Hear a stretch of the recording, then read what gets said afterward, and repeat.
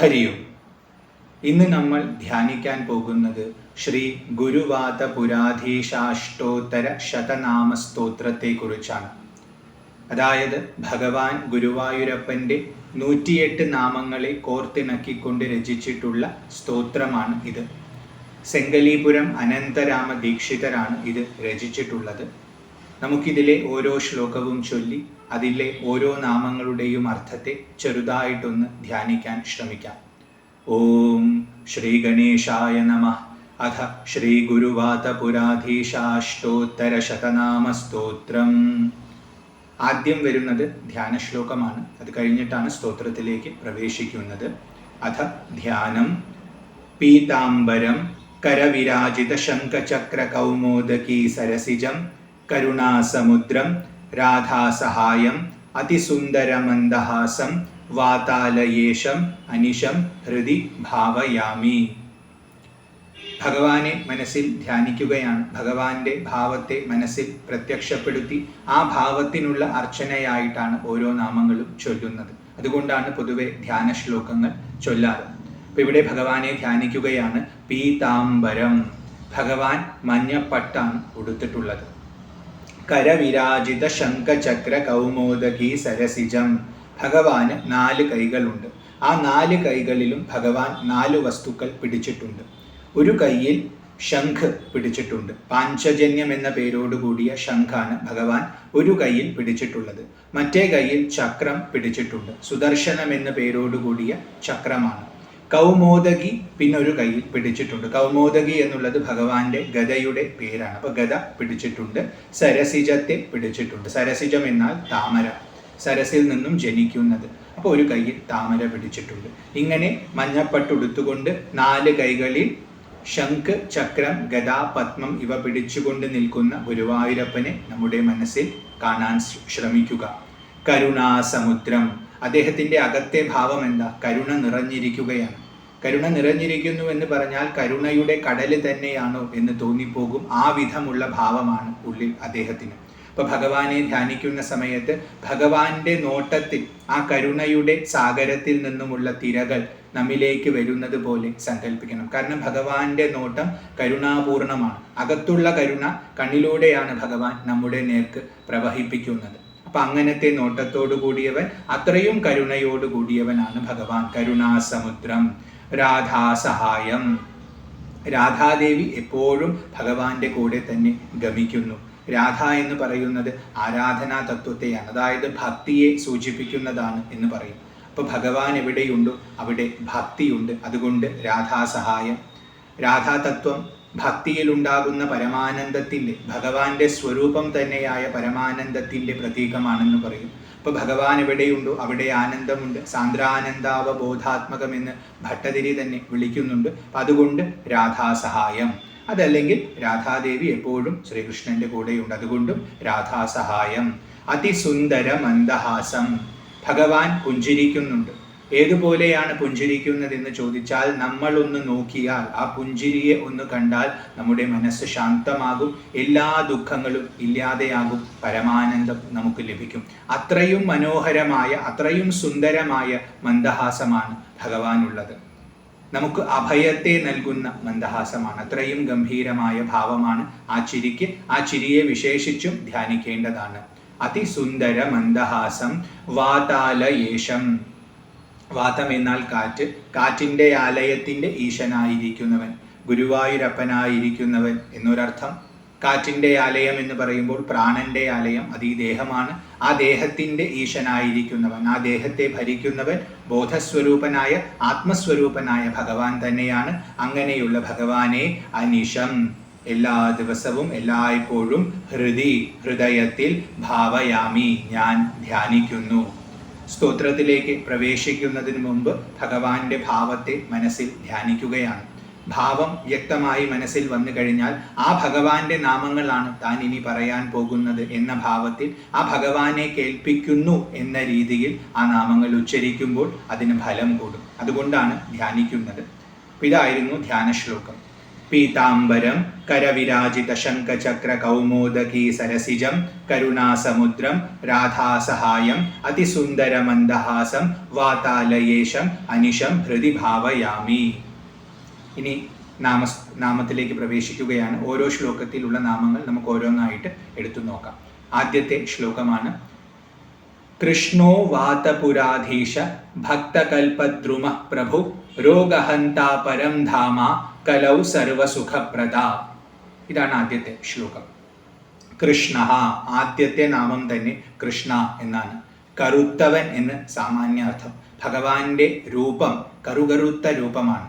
ഏതുപോലത്തെ കറുപ്പെന്ന് ചോദിച്ചാൽ മേഘങ്ങളുടെ കറുപ്പാണ്.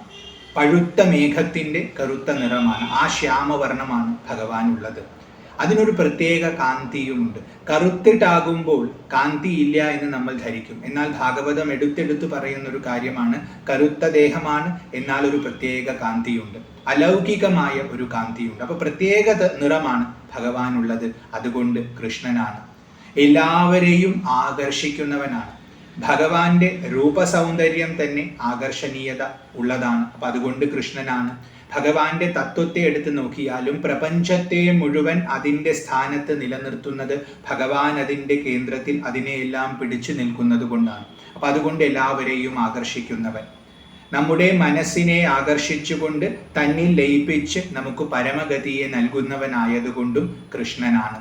അവ്യക്തമൂർത്തിയാണ്, ഇന്ദ്രിയങ്ങൾക്ക് വിഷയീഭൂതമല്ലാത്തവനാണ്, അതുകൊണ്ടും കൃഷ്ണനാണ്. ആദ്യത്തെ നാമം കൃഷ്ണ. അത് കഴിഞ്ഞ് വിളിക്കുന്നു വാതപുരാധീശ. വാതം എന്നാൽ കാറ്റ്, കാറ്റിൻ്റെ പുരം. ഗുരുവായൂർ അമ്പലത്തിന് ആ പേര് കിട്ടാനുള്ള കാരണം ഗുരുവും വായുവും കൂടിയാണ് ഭഗവാന്റെ വിഗ്രഹത്തെ ഇവിടെ പ്രതിഷ്ഠിക്കാം എന്ന് തീരുമാനിച്ചത്. അവരാണ് ദ്വാരകയിൽ നിന്നും ആ വിഗ്രഹത്തെ ഇങ്ങോട്ട് കൊണ്ടുവന്നത്. അപ്പോൾ ഗുരുവിൻ്റെയും വായുവിൻ്റെയും പേരിൽ ഈ സ്ഥലം അറിയപ്പെട്ടു. അപ്പോൾ അതുകൊണ്ട് വാതപുരം എന്ന് വിളിക്കുന്നത് ഗുരുവായൂരിനെയാണ്. അതിൻ്റെ അധീശനായിട്ടിരിക്കുന്നവൻ ഭഗവാൻ ഗുരുവായൂരപ്പൻ. ഇനി വാതപുരം എന്നുള്ളതിന് ശരീരം എന്ന അർത്ഥവുമുണ്ട്. കാരണം പ്രാണൻ സഞ്ചരിക്കുന്ന പുരമാണ്. അതിൻ്റെ അധീശനായിരിക്കുന്നത് ആത്മസ്വരൂപനായ ഭഗവാൻ. വാതപുരാധീശ. വായു ഭൂമിയിൽ മുഴുവൻ വ്യാപിച്ചിട്ടുണ്ട്. അപ്പൊ വാതപുരം എന്ന പദം കൊണ്ട് നമുക്ക് ഭൂമിയെ മുഴുവൻ എടുക്കാം. ആ ഭൂമിയുടെ അധീശനായിരിക്കുന്നവൻ ഭൂമിപതിയാണ് ഭഗവാൻ. അതുകൊണ്ടും വാതപുരാധീശ. ഭക്തകൽപദ്രുമ. ഭക്തന്മാർക്ക് ഒരു കൽപദ്രുമമായിട്ട് കൽപവൃക്ഷമായിട്ട് ശോഭിക്കുന്നവനാണ് ഭഗവാൻ. സ്വർഗത്തിലുള്ള വൃക്ഷമാണ് കൽപവൃക്ഷം. അതിൻ്റെ ചുവട്ടിൽ ചെന്ന് മനസ്സിൽ എന്തെങ്കിലും ഒരു ആഗ്രഹം പ്രകടിപ്പിച്ചാൽ അത് അപ്പോൾ തന്നെ നടത്തിത്തരും. അപ്പോൾ എല്ലാ ആഗ്രഹങ്ങളെയും നടത്തിത്തരുന്ന വൃക്ഷമാണ് കൽപദ്രുമം. അത് സ്വർഗത്തിലുണ്ട്. എന്നാൽ ഭൂമിയിലിരിക്കുന്ന സാധാരണക്കാരായ ഭക്തർക്ക് ഭഗവാൻ തന്നെ കൽപദ്രുമമാണ്. അവർക്ക് സ്വർഗത്തിലേക്ക് പോകേണ്ട ആവശ്യമൊന്നുമില്ല. ഇവിടെ ഇരുന്നു കൊണ്ട് തന്നെ ഭഗവാനെ സ്മരിച്ചാൽ, അല്ലെങ്കിൽ ഗുരുവായൂർ അമ്പലത്തിൽ വന്ന് ഭഗവാനെ ഒന്ന് വണങ്ങിയാൽ അവരാഗ്രഹിക്കുന്നത് മുഴുവൻ ഭഗവാൻ കൊടുക്കും. അപ്പോൾ ഭക്തർക്ക് ഭൂമിയിൽ ഒരു കൽപദ്രുമമായിട്ട് വസിക്കുന്നവനാണ് ഗുരുവായൂരപ്പൻ. ഭക്തകൽപദ്രുമ പ്രഭു. എല്ലാവരെയും ഭരിക്കുന്നവനാണ്. ഈ പ്രപഞ്ച വ്യവസ്ഥയെ പാലിക്കുന്ന ഒരുപാട് ശക്തികളുണ്ട്. ആ ശക്തികളെ മുഴുവൻ നിയന്ത്രിക്കുന്നത് ഭഗവാനാണ്. ഭഗവാനെ ഭയന്നിട്ടാണ് ഓരോ ദേവതകളും അവരുടെ കർമ്മം ചെയ്യുന്നതെന്ന് ഭാഗവതം പറയുന്നു. ഉപനിഷത്തിലും നമുക്ക് ഇത്തരം പ്രയോഗങ്ങൾ കാണാം. അപ്പോൾ ആ ഭാവത്തിൽ ഇരിക്കുന്നവൻ, എല്ലാവരെയും ഭരിക്കുന്നവൻ, എല്ലാവരുടെയും പ്രഭുവായി ഇരിക്കുന്നവൻ. രോഗഹന്ത. രോഗത്തെ ഇല്ലാതെയാക്കുന്നവനാണ് ഭഗവാൻ. ഗുരുവായൂരപ്പൻ്റെ പ്രധാന ദൗത്യം എന്ന് പറയുന്നത് കലിയുഗത്തിൽ ഉള്ളവരുടെ രോഗത്തെ ഇല്ലാതെയാക്കുക എന്നുള്ളതാണ്. കാരണം ഒരുപാട് രോഗികൾ രോഗത്താൽ കഷ്ടപ്പെടുന്ന ഒരു കാലഘട്ടമാണ് കലിയുഗം. അപ്പോൾ അത്തരക്കാര് എവിടെയും പരിഹാരം ലഭിക്കാതെയാകുന്ന സമയത്ത് ഗുരുവായൂർ അമ്പലത്തിൽ വന്ന് ഭഗവാനെ ഭജിക്കുമ്പോൾ അവരുടെ രോഗം മാറിയതായ എത്രയോ കഥകൾ ഇവിടെയുണ്ട്. നാരായണ ഭട്ടതിരിയുടെ കഥ മുതൽക്കെടുത്താൽ തന്നെ എത്രയോ അനുഭവങ്ങളുണ്ട്. അതുകൊണ്ട് രോഗഹന്താവാണ്. ശരീരത്തിനുള്ള രോഗവും മനസ്സിനുള്ള രോഗവും പരിപൂർണമായി നീക്കി നമുക്ക് ആരോഗ്യത്തെ നൽകുന്നവനാണ്. അതുകൊണ്ട് രോഗഹന്ത. പരം ധാമ. പരമമായ ധാമമായി ഇരിക്കുന്നവൻ, മനുഷ്യൻ്റെ അവസാന ലക്ഷ്യം, പ്രാപ്യസ്ഥാനമായിട്ടിരിക്കുന്നവൻ. അതിനപ്പുറം ഒരു പ്രാപ്യസ്ഥാനം മനുഷ്യനില്ല. മനുഷ്യൻ ഈ പ്രയാണം മുഴുവൻ നടത്തുന്നത് അവസാനം ഭഗവാനിൽ ലയിക്കാനാണ്. ആ ഭാവത്തിൽ ഇരിക്കുന്നവനായതുകൊണ്ട് പരംധാമ. കലൗ സർവസുഖപ്രദ. കലിയിൽ, കലിയുഗത്തിൽ എല്ലാ സുഖങ്ങളെയും പ്രദാനം ചെയ്യുന്നവനാണ് ഭഗവാൻ. കലിയുഗത്തിനു വേണ്ടി ആവിർഭവിച്ചവനാണ്. ദ്വാപരയുഗത്തിൻ്റെ അവസാനത്തിൽ വന്ന ഭഗവാൻ ശ്രീകൃഷ്ണൻ വാസ്തവത്തിൽ കലിയുഗത്തിൻ്റെ ദേവനാണ്. ആ ഭഗവാൻ തന്നെ തൻ്റെ ഭാവത്തെ ഒരു വിഗ്രഹമായി ആരാധിച്ചിരുന്നു. ആ വിഗ്രഹമാണ് ഗുരുവായൂർ അമ്പലത്തിൽ ഉള്ളത്. അപ്പോൾ ആ ഗുരുവായൂരപ്പൻ ഈ കലിയുഗത്തിലുള്ള എല്ലാവർക്കും എല്ലാ വിധത്തിലുള്ള സുഖങ്ങളെയും പ്രദാനം ചെയ്യുന്നു. അപ്പോൾ കലിയുഗ ദോഷങ്ങളാൽ ദുഃഖിക്കുന്നവർ ആ ദുഃഖ നിവാരണത്തിനായിട്ട് മറ്റൊന്നും ചെയ്യേണ്ട ആവശ്യമില്ല, ഭഗവാനെ ഭജിച്ചാൽ മതി. കലൗ സർവസുഖപ്രദ. ഇതായിരുന്നു ആദ്യത്തെ ശ്ലോകം. കൃഷ്ണോ വാതപുരാധീശ ഭക്തകൽപദ്രുമ പ്രഭു രോഗഹന്ത പരം ധാമ കലൗ സർവസുഖപ്രദ. അടുത്തത് രണ്ടാമത്തെ ശ്ലോകമാണ്. വാതരോഗഹരോ വിഷ്ണു ഉദ്ധവാദിപ്രപൂജിത ഭക്തമാനസ സംവിഷ്ട ഭക്തകാമപ്രപൂരക. വാതരോഗഹര. വാതരോഗത്തെ ഹരിക്കുന്നവനാണ് ഭഗവാൻ. വാതരോഗത്തെ ഹരിക്കുന്നതിന് ഏറ്റവും നല്ല ഉദാഹരണം നാരായണ ഭട്ടതിരി തന്നെയാണ്. മേൽപുത്തൂർ നാരായണ ഭട്ടതിരി ഇവിടെ വന്ന് വളരെയധികം ക്ലേശിക്കുകയായിരുന്നു. അദ്ദേഹം തൻ്റെ ഗുരുനാഥനായ അച്യുതപിഷാരടിയുടെ രോഗത്തെ ഒഴിഞ്ഞെടുക്കുകയാണ്. ആ രോഗം സ്വീകരിച്ചുകൊണ്ട് അതിന് പ്രതിവിധി ഭഗവാനെ ശരണം പ്രാപിക്കുകയാണെന്ന് മനസ്സിലാക്കി ഇവിടെ വന്ന് 100 ദിവസം ഭഗവാനെ ഓരോ ദിവസവും ഓരോ ദശകം രചിച്ചുകൊണ്ട് ഭജിച്ചു. അങ്ങനെ രചിക്കപ്പെട്ട നാരായണീയം പൂർത്തിയായപ്പോൾ അദ്ദേഹത്തിന് പരമസൗഖ്യം ലഭിച്ചു. അദ്ദേഹത്തിൻ്റെ വാതരോഗം പൂർണ്ണമായി മാറി. ഗുരുവായൂർ അമ്പലത്തിന് ഏറ്റവും കൂടുതൽ ഖ്യാതി കിട്ടിയിട്ടുള്ളത് വാതരോഗത്തെ മാറ്റുന്ന ആലയം എന്ന അർത്ഥത്തിൽ തന്നെയാണ്. ഇപ്പോൾ വില്യം ലോഗന്റെ റിപ്പോർട്ടിലൊക്കെ നമുക്ക് കാണാം, ബ്രിട്ടീഷ് ആളായിരുന്നു വില്യം ലോഗൻ. അദ്ദേഹത്തിൻ്റെ റിപ്പോർട്ടിൽ നമുക്ക് കാണാം ഗുരുവായൂർ അമ്പലത്തെക്കുറിച്ചുള്ള പരാമർശം വരുമ്പോൾ വാതരോഗം മാറ്റുന്ന സ്ഥലമാണ് എന്ന് പറഞ്ഞവിടെ രേഖപ്പെടുത്തിയിട്ടുണ്ട്. അപ്പം അതുകൊണ്ട് വാതരോഗഹരോ വിഷ്ണു, വ്യാപനശീലമുള്ളവൻ, എല്ലായിടത്തും വ്യാപിച്ചിരിക്കുന്നവൻ. ഭഗവാൻ അതിസൂക്ഷ്മ വസ്തുവാണ്. ഭഗവാനേക്കാൾ സൂക്ഷ്മമായി ഒന്നും തന്നെയില്ല. അപ്പോൾ സ്ഥൂലമായി നമ്മൾ കാണുന്നതിനെ എല്ലാം കീറി മുറിച്ച് പരിശോധിച്ചാൽ അവസാനം ചെന്നെത്തുന്നത് ഭഗവാനിൽ തന്നെയാണ്. കാരണം ഭഗവാനാണ് അതിൻ്റെ എല്ലാം സത്ത. അതുകൊണ്ട് വിഷ്ണു. ഉദ്ധവാദി പ്രപൂജിത. ഉദ്ധവർ തുടങ്ങിയിട്ടുള്ള ഭക്തോത്തമന്മാരാൽ നന്നായി പൂജിക്കപ്പെടുന്നവനാണ് ഭഗവാൻ. ഈ വിഗ്രഹം ഭഗവാൻ ദ്വാരക ലയിക്കുന്ന സമയത്ത് ഏൽപ്പിക്കുന്നത് ഉദ്ധവർക്കാണ്. ഉദ്ധവരാണ് തൻ്റെ ഗുരുനാഥനായ ഗുരുവിന്, അതായത് ദേവഗുരുവായ ബൃഹസ്പതിക്ക് കൊടുക്കുന്നത്. ആ ബൃഹസ്പതി വായുവിനെ ഒരു നല്ല സ്ഥലം കണ്ടെത്താൻ ഏൽപ്പിച്ച് വായു കണ്ടെത്തിയ സ്ഥലമാണ് ഗുരുവായൂർ. അപ്പോൾ ഉദ്ധവർ പൂജിച്ചിട്ടുള്ള വിഗ്രഹം തന്നെയാണ്. ഭഗവാന്റെ പരമഭക്തനാണ് ഉദ്ധവർ. ഉദ്ധവരെ പോലെ തന്നെ ഒരുപാട് ശ്രേഷ്ഠരായ ഭക്തർ ഭഗവാനുണ്ട്. അവരെല്ലാം പൂജിച്ചിട്ടുള്ള ഭാവമാണ് ഗുരുവായൂരപ്പൻ്റെ ഭാവം. ദേവതകളൊക്കെ ഇവിടെ വന്ന് തന്നെ ഭഗവാനെ പൂജിക്കുന്നുണ്ട് എന്നാണ് വിശ്വാസം. അത്രയും വൈഭവത്തോടു കൂടിയവൻ. ഉദ്ധവാദി പ്രപൂജിത ഭക്തമാനസ സംവിഷ്ട. ഭക്തരുടെ മനസ്സിൽ പ്രവേശിച്ച് അവിടെ ശോഭിക്കുന്നവനാണ് ഭഗവാൻ. നല്ല രീതിയിൽ ഭക്തരുടെ മനസ്സിൽ തിളങ്ങുന്നു. ഭക്തരുടെ ഹൃദയത്തിൽ വസിക്കാനാണ് ഭഗവാന് ഏറ്റവും ഇഷ്ടം. അപ്പോൾ ഗുരുവായൂർ അമ്പലത്തിൽ വരുന്ന കോടിക്കണക്കിന് ഭക്തർ ഭഗവാന്റെ ആ രൂപത്തെ ഒന്ന് കണ്ട് അവരുടെ കണ്ണിലൂടെ അതിനെ ആവാഹിച്ച് അവരുടെ ഹൃദയത്തിൽ പ്രതിഷ്ഠിക്കുന്നു. അങ്ങനെ അവരുടെ ഹൃദയത്തിൽ പ്രവേശിച്ചു കഴിഞ്ഞാൽ പിന്നെ അവിടം ഭഗവാൻ ഒരിക്കലും വിടുന്നില്ല. അവിടെ നിത്യവാസം അരുളുന്നു, ഭക്തരെ അനുഗ്രഹിച്ചു കൊണ്ടിരിക്കുന്നു. അത്രയും വൈഭവത്തോടു കൂടിയവനാണ്. അതുകൊണ്ട് ഭക്തമാനസ സംവിഷ്ട ഭക്തകാമപ്രപൂരക. ഭക്തന്മാരുടെ എല്ലാ ആഗ്രഹങ്ങളെയും നന്നായി പൂരിപ്പിക്കുന്നവനാണ്. അതുകൊണ്ടാണ് പ്രപൂരക എന്ന് പറഞ്ഞത്. നന്നായി പൂരിപ്പിക്കുക എന്ന് പറഞ്ഞാൽ ഒരിക്കൽ ഭഗവാൻ നമ്മുടെ ആഗ്രഹത്തെ പൂരിപ്പിച്ചാൽ പിന്നെ ആഗ്രഹം വീണ്ടും ജനിക്കുകയില്ല, നമുക്ക് പൂർണ്ണത ലഭിക്കും. സാധാരണ ആഗ്രഹങ്ങളുടെ സ്വഭാവം എന്ന് പറയുന്നത് എത്ര നമ്മൾ നേടിയാലും മതിയാവില്ല, വീണ്ടും വേണമെന്ന് തോന്നും. അപ്പം അഗ്നിയിലേക്ക് നെയ്യൊഴിക്കുന്ന പോലെയാണെന്ന് ഭഗവത്ഗീത പറയും. എന്നാൽ ഭഗവാന്റെ കാരുണ്യത്താൽ, ഭഗവാന്റെ അനുഗ്രഹത്താൽ നമ്മൾ നമ്മുടെ ആഗ്രഹങ്ങളെ നിറവേറ്റുമ്പോൾ പിന്നീട് ഒരിക്കലും ആ ആഗ്രഹങ്ങൾ നമ്മെ ശല്യപ്പെടുത്തുകയില്ല. അപ്പോൾ ഓരോ ആഗ്രഹങ്ങളും പൂർണ്ണമായി നമുക്ക് ഉള്ളിൽ പൂർണ്ണത നേടിയെടുക്കാൻ സാധിക്കും. മോക്ഷത്തിലേക്കുള്ള യോഗ്യത നമുക്ക് സിദ്ധിക്കും. അതുകൊണ്ട് ഭക്തകാമ പ്രപൂരക. ഇതായിരുന്നു രണ്ടാമത്തെ ശ്ലോകം.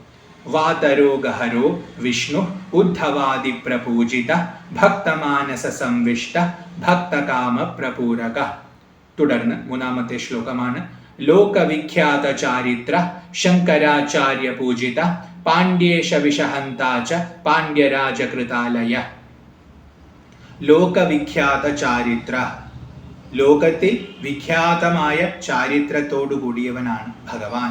ചാരിത്രം എന്ന് പറയുമ്പോൾ വ്യവഹാരമാണ്. ഭഗവാന്റെ വ്യവഹാരം, ഭഗവാന്റെ ലീലകൾ ലോകം മുഴുവൻ പ്രസിദ്ധിയാർജിച്ചിട്ടുണ്ട്.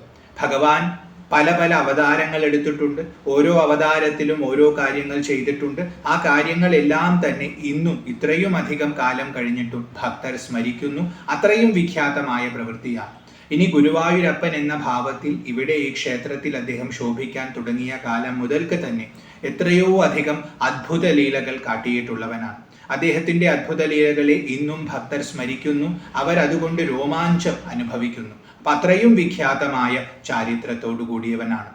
നാൾക്കുനാൾ ഭക്തർ വർദ്ധിച്ചുകൊണ്ടിരിക്കുന്നത്, അവരുടെ സന്ദർശനം കൂടിക്കൊണ്ടിരിക്കുന്നത് ഭഗവാന്റെ ചാരിത്രത്തിന് അത്രയും അധികം പ്രസിദ്ധിയുള്ളത് കൊണ്ടാണ്. അതുകൊണ്ട് ലോകവിഖ്യാത ചാരിത്ര ശങ്കരാചാര്യ പൂജിത. സാക്ഷാത് ശങ്കരാചാര്യ സ്വാമികൾ ഇവിടെ വന്ന് ഭഗവാനെ പൂജിച്ചിട്ടുണ്ട്. അദ്ദേഹം ആകാശഗമനം നടത്തുന്ന സമയത്ത് ഭഗവാന്റെ ശക്തി അദ്ദേഹത്തിനെ ആകർഷിച്ചു എന്നാണ് പറയുന്നത്. അപ്പൊ അദ്ദേഹം ശ്രദ്ധിക്കാതെ പോവുകയായിരുന്നു. പക്ഷെ ഭഗവാന്റെ ആ സ്വാധീനം അനുഭവപ്പെട്ടപ്പോൾ അവിടെ എന്തോ ഒരു ചൈതന്യമുണ്ടെന്ന് മനസ്സിലാക്കി ആചാര്യസ്വാമികൾ അവിടെ വന്ന് ഇറങ്ങി. അങ്ങനെ ആ ഭഗവാന്റെ നിറസാന്നിധ്യം അനുഭവിച്ചപ്പോൾ രോമാഞ്ചം അനുഭവിച്ച് വളരെയധികം ഭക്തിയോടുകൂടി ഭഗവാനെ സ്തുതിച്ചു, ഭഗവാനെ ഭജിച്ചു എന്നാണ് പറയുന്നത്. പിന്നീട് ഇവിടെ ആവശ്യമുള്ള ചിട്ട അദ്ദേഹമാണ് രൂപപ്പെടുത്തിയത്. അതായത് പൂജാക്രമങ്ങളൊക്കെ അദ്ദേഹമാണ് ഒന്നും കൂടി നന്നായി ചിട്ടപ്പെടുത്തിയതെന്ന് പറയപ്പെടുന്നു. അതുകൊണ്ട് ശങ്കരാചാര്യ പൂജിത. പാണ്ഡ്യേശ വിഷഹന്ത. പാണ്ഡ്യേശൻ, പാണ്ഡ്യ രാജാവ്, അദ്ദേഹത്തിന്റെ വിഷത്തെ ഹനിച്ചവനാണ്, നശിപ്പിച്ചവനാണ് ഭഗവാൻ. പണ്ടുകാലത്ത് ഒരു പാണ്ഡ്യവംശ രാജാവിന്റെ ജ്യോതിഷൻ, അദ്ദേഹത്തിന്റെ ആസ്ഥാന ജ്യോതിഷൻ, അദ്ദേഹത്തിന്റെ ജാതകം നോക്കുന്ന സമയത്ത് ഇത്ര ദിവസത്തിനകം പാമ്പിന്റെ കടിയേറ്റുകൊണ്ട് അങ്ങ് മരണപ്പെടും, അത് ഉറപ്പാണെന്ന് പറഞ്ഞു. ഈ ജ്യോതിഷൻ വളരെയധികം പ്രഗത്ഭനാണ്. അദ്ദേഹം പറഞ്ഞതൊക്കെ ഫലിക്കാറുണ്ട്. അപ്പൊ രാജാവിന് വളരെയധികം ഭയമായി. വീണ്ടും നോക്കാൻ പറഞ്ഞു. പല ആവർത്തി നോക്കിച്ചു. എല്ലാ തവണയും ഒരേ ഫലം തന്നെയാണ് ജ്യോതിഷന് കാണാൻ പറ്റുന്നത്. പാമ്പിന്റെ കടിയേൽക്കും, മരണം ഉറപ്പാണ്. പാണ്ഡ്യ രാജാവിന് വളരെയധികം ദുഃഖമായി, ഭയമായി, എന്തു ചെയ്യണമെന്ന് അറിയുന്നില്ല. അങ്ങനെ ഇരിക്കുമ്പോൾ അദ്ദേഹത്തിന്റെ മന്ത്രി അദ്ദേഹത്തോട് നിർദ്ദേശിച്ചു, ഗുരുവായൂർ എന്ന് പറയുന്ന സ്ഥലത്ത് വളരെ ശക്തിയോടുകൂടി ഭഗവാൻ വസിക്കുന്നുണ്ട്. എല്ലാ രോഗങ്ങളെയും ഇല്ലാതെയാക്കുന്നവനാണ്, ആയുർദായകനാണ് ഭഗവാൻ. അപ്പൊ ആ ഭഗവാന്റെ കീർത്തി അത്രയും വ്യാപിച്ചിട്ടുണ്ട്. അവിടേക്ക് ചെന്ന് ആശ്രയം പ്രാപിക്കുക, ഭഗവാൻ അങ്ങയെ രക്ഷിക്കും.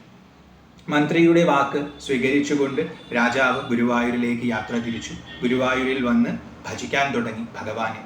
ഗംഭീരമായ ഭജന നടന്നു. അങ്ങനെ ജ്യോതിഷി പറഞ്ഞ ദിവസം വന്നുപോയി. പിറ്റേത്തെ ദിവസം പ്രഭാതമായി എണീറ്റ് നോക്കുമ്പോൾ രാജാവ് ജീവനോടെ തന്നെയുണ്ട്. അപ്പൊ രാജാവിന് ആദ്യം ദേഷ്യം വന്നു. ജ്യോതിഷി തന്നെ പറ്റിച്ചതായിരിക്കുമെന്ന് പറഞ്ഞ് അദ്ദേഹത്തെ വിളിച്ചു വരുത്തി. താനല്ലേ പറഞ്ഞത് പാമ്പ് കടി ഏൽക്കുമെന്ന്, എവിടെ, എനിക്കൊന്നും സംഭവിച്ചില്ലാലോ എന്ന് പറയും. അപ്പൊ ജ്യോതിഷൻ പറയും, ഞാൻ അങ്ങയുടെ ദേഹമൊന്ന് പരിശോധിക്കാൻ ആഗ്രഹിക്കുന്നു, അതിനനുവദിക്കണമെന്ന്. ശരിയെന്ന് പറഞ്ഞ് അനുവാദം കൊടുത്തു. ദേഹം മൊത്തം പരിശോധിച്ചപ്പോൾ കാലിൽ പാമ്പിന്റെ കടിയേറ്റ പാട് വ്യക്തമായി കാണാനുണ്ട്. അപ്പൊ ആ പാട് കണ്ടപ്പോഴാണ് രാജാവിന് ആശ്ചര്യം തോന്നിയത്. അങ്ങനെ ആശ്ചര്യപ്പെട്ട് നിൽക്കുന്ന സമയത്ത് മന്ത്രി വന്ന് പറഞ്ഞു, അങ്ങ് സംശയിക്കേണ്ട ആവശ്യമില്ല, അങ്ങയുടെ കാലദോഷം കൊണ്ട് പാമ്പിന്റെ കടി ഏൽക്കേണ്ടത് അനിവാര്യമായിരുന്നു. ആ കടി അങ്ങ് ഏറ്റു. എന്നാൽ അങ്ങ് അഭയം പ്രാപിച്ചിട്ടുള്ളത് സാക്ഷാത് ഗുരുവായൂരപ്പനെ ആയതുകൊണ്ട് അദ്ദേഹം അങ്ങേക്ക് ആയുസ് നീട്ടിത്തന്നു. അപ്പൊ ആ പാമ്പിന്റെ കടിയേറ്റപ്പോൾ ആ വിഷത്തെ അദ്ദേഹം ഇല്ലാതെയാക്കി, ആ വിഷത്തെ അദ്ദേഹം ഇറക്കി. അതുകൊണ്ട് അങ്ങേക്ക് മരണം സംഭവിച്ചില്ല. അതുകൊണ്ടാണ് പാണ്ഡ്യേശ വിഷഹന്ത. അപ്പൊ പാണ്ഡ്യേശന് വളരെയധികം സന്തോഷമായി. അപ്പൊ തൻ്റെ ഇത്രയും വലിയ ഒരു ആപത്തിൽ നിന്നും രക്ഷ നൽകിയ ഭഗവാന്റെ ആലയം ഒന്നും കൂടി നന്നാക്കണമെന്ന് അദ്ദേഹത്തിന് തോന്നി. അന്ന് തന്നെ നല്ല ഭംഗിയുള്ള, നല്ല വിശാലമായ ആലയമാണ് ഗുരുവായൂരപ്പന്. അതൊന്നും കൂടി മോടി പിടിപ്പിക്കാൻ, അതിന് കുറച്ചും കൂടി ഭംഗി കൂട്ടാനായിട്ട് അദ്ദേഹം തീരുമാനിച്ചു. അങ്ങനെ ആ ഗുരുവായൂർ ക്ഷേത്രത്തെ അദ്ദേഹം പുതുക്കി പണിതു. അതുകൊണ്ടാണ് അടുത്ത നാമം പാണ്ഡ്യരാജ കൃതാലയ. പാണ്ഡ്യരാജാവിനാൽ നിർമ്മിക്കപ്പെട്ട ആലയത്തോടു കൂടിയവൻ. അപ്പൊ പാണ്ഡ്യരാജാവ് ഇവിടെ വന്നു. വിഷത്തിൽ നിന്നുമുള്ള ഭയത്താലാണ് വന്നത്. സർപ്പത്തിന്റെ ദംശനം ഉണ്ടായപ്പോൾ അതിൽ നിന്നും ഭഗവാൻ രക്ഷിച്ചു. അതിന് പ്രത്യുപകാരമായി അദ്ദേഹം ഭഗവാന്റെ ആലയത്തെ പുതുക്കി പണിതു. ഇതായിരുന്നു മൂന്നാമത്തെ ശ്ലോകം. ലോകവിഖ്യാത ചാരിത്ര ശങ്കരാചാര്യ പൂജിത പാണ്ഡ്യേശ വിഷഹന്താച പാണ്ഡ്യരാജ കൃതാലയ. തുടർന്ന് നാലാമത്തെ ശ്ലോകമാണ്. നാരായണ കവി പ്രോക്ത സ്തോത്ര സന്തുഷ്ട മാനസ നാരായണ സരസ്ഥീരവാസി നാരദ പൂജിത.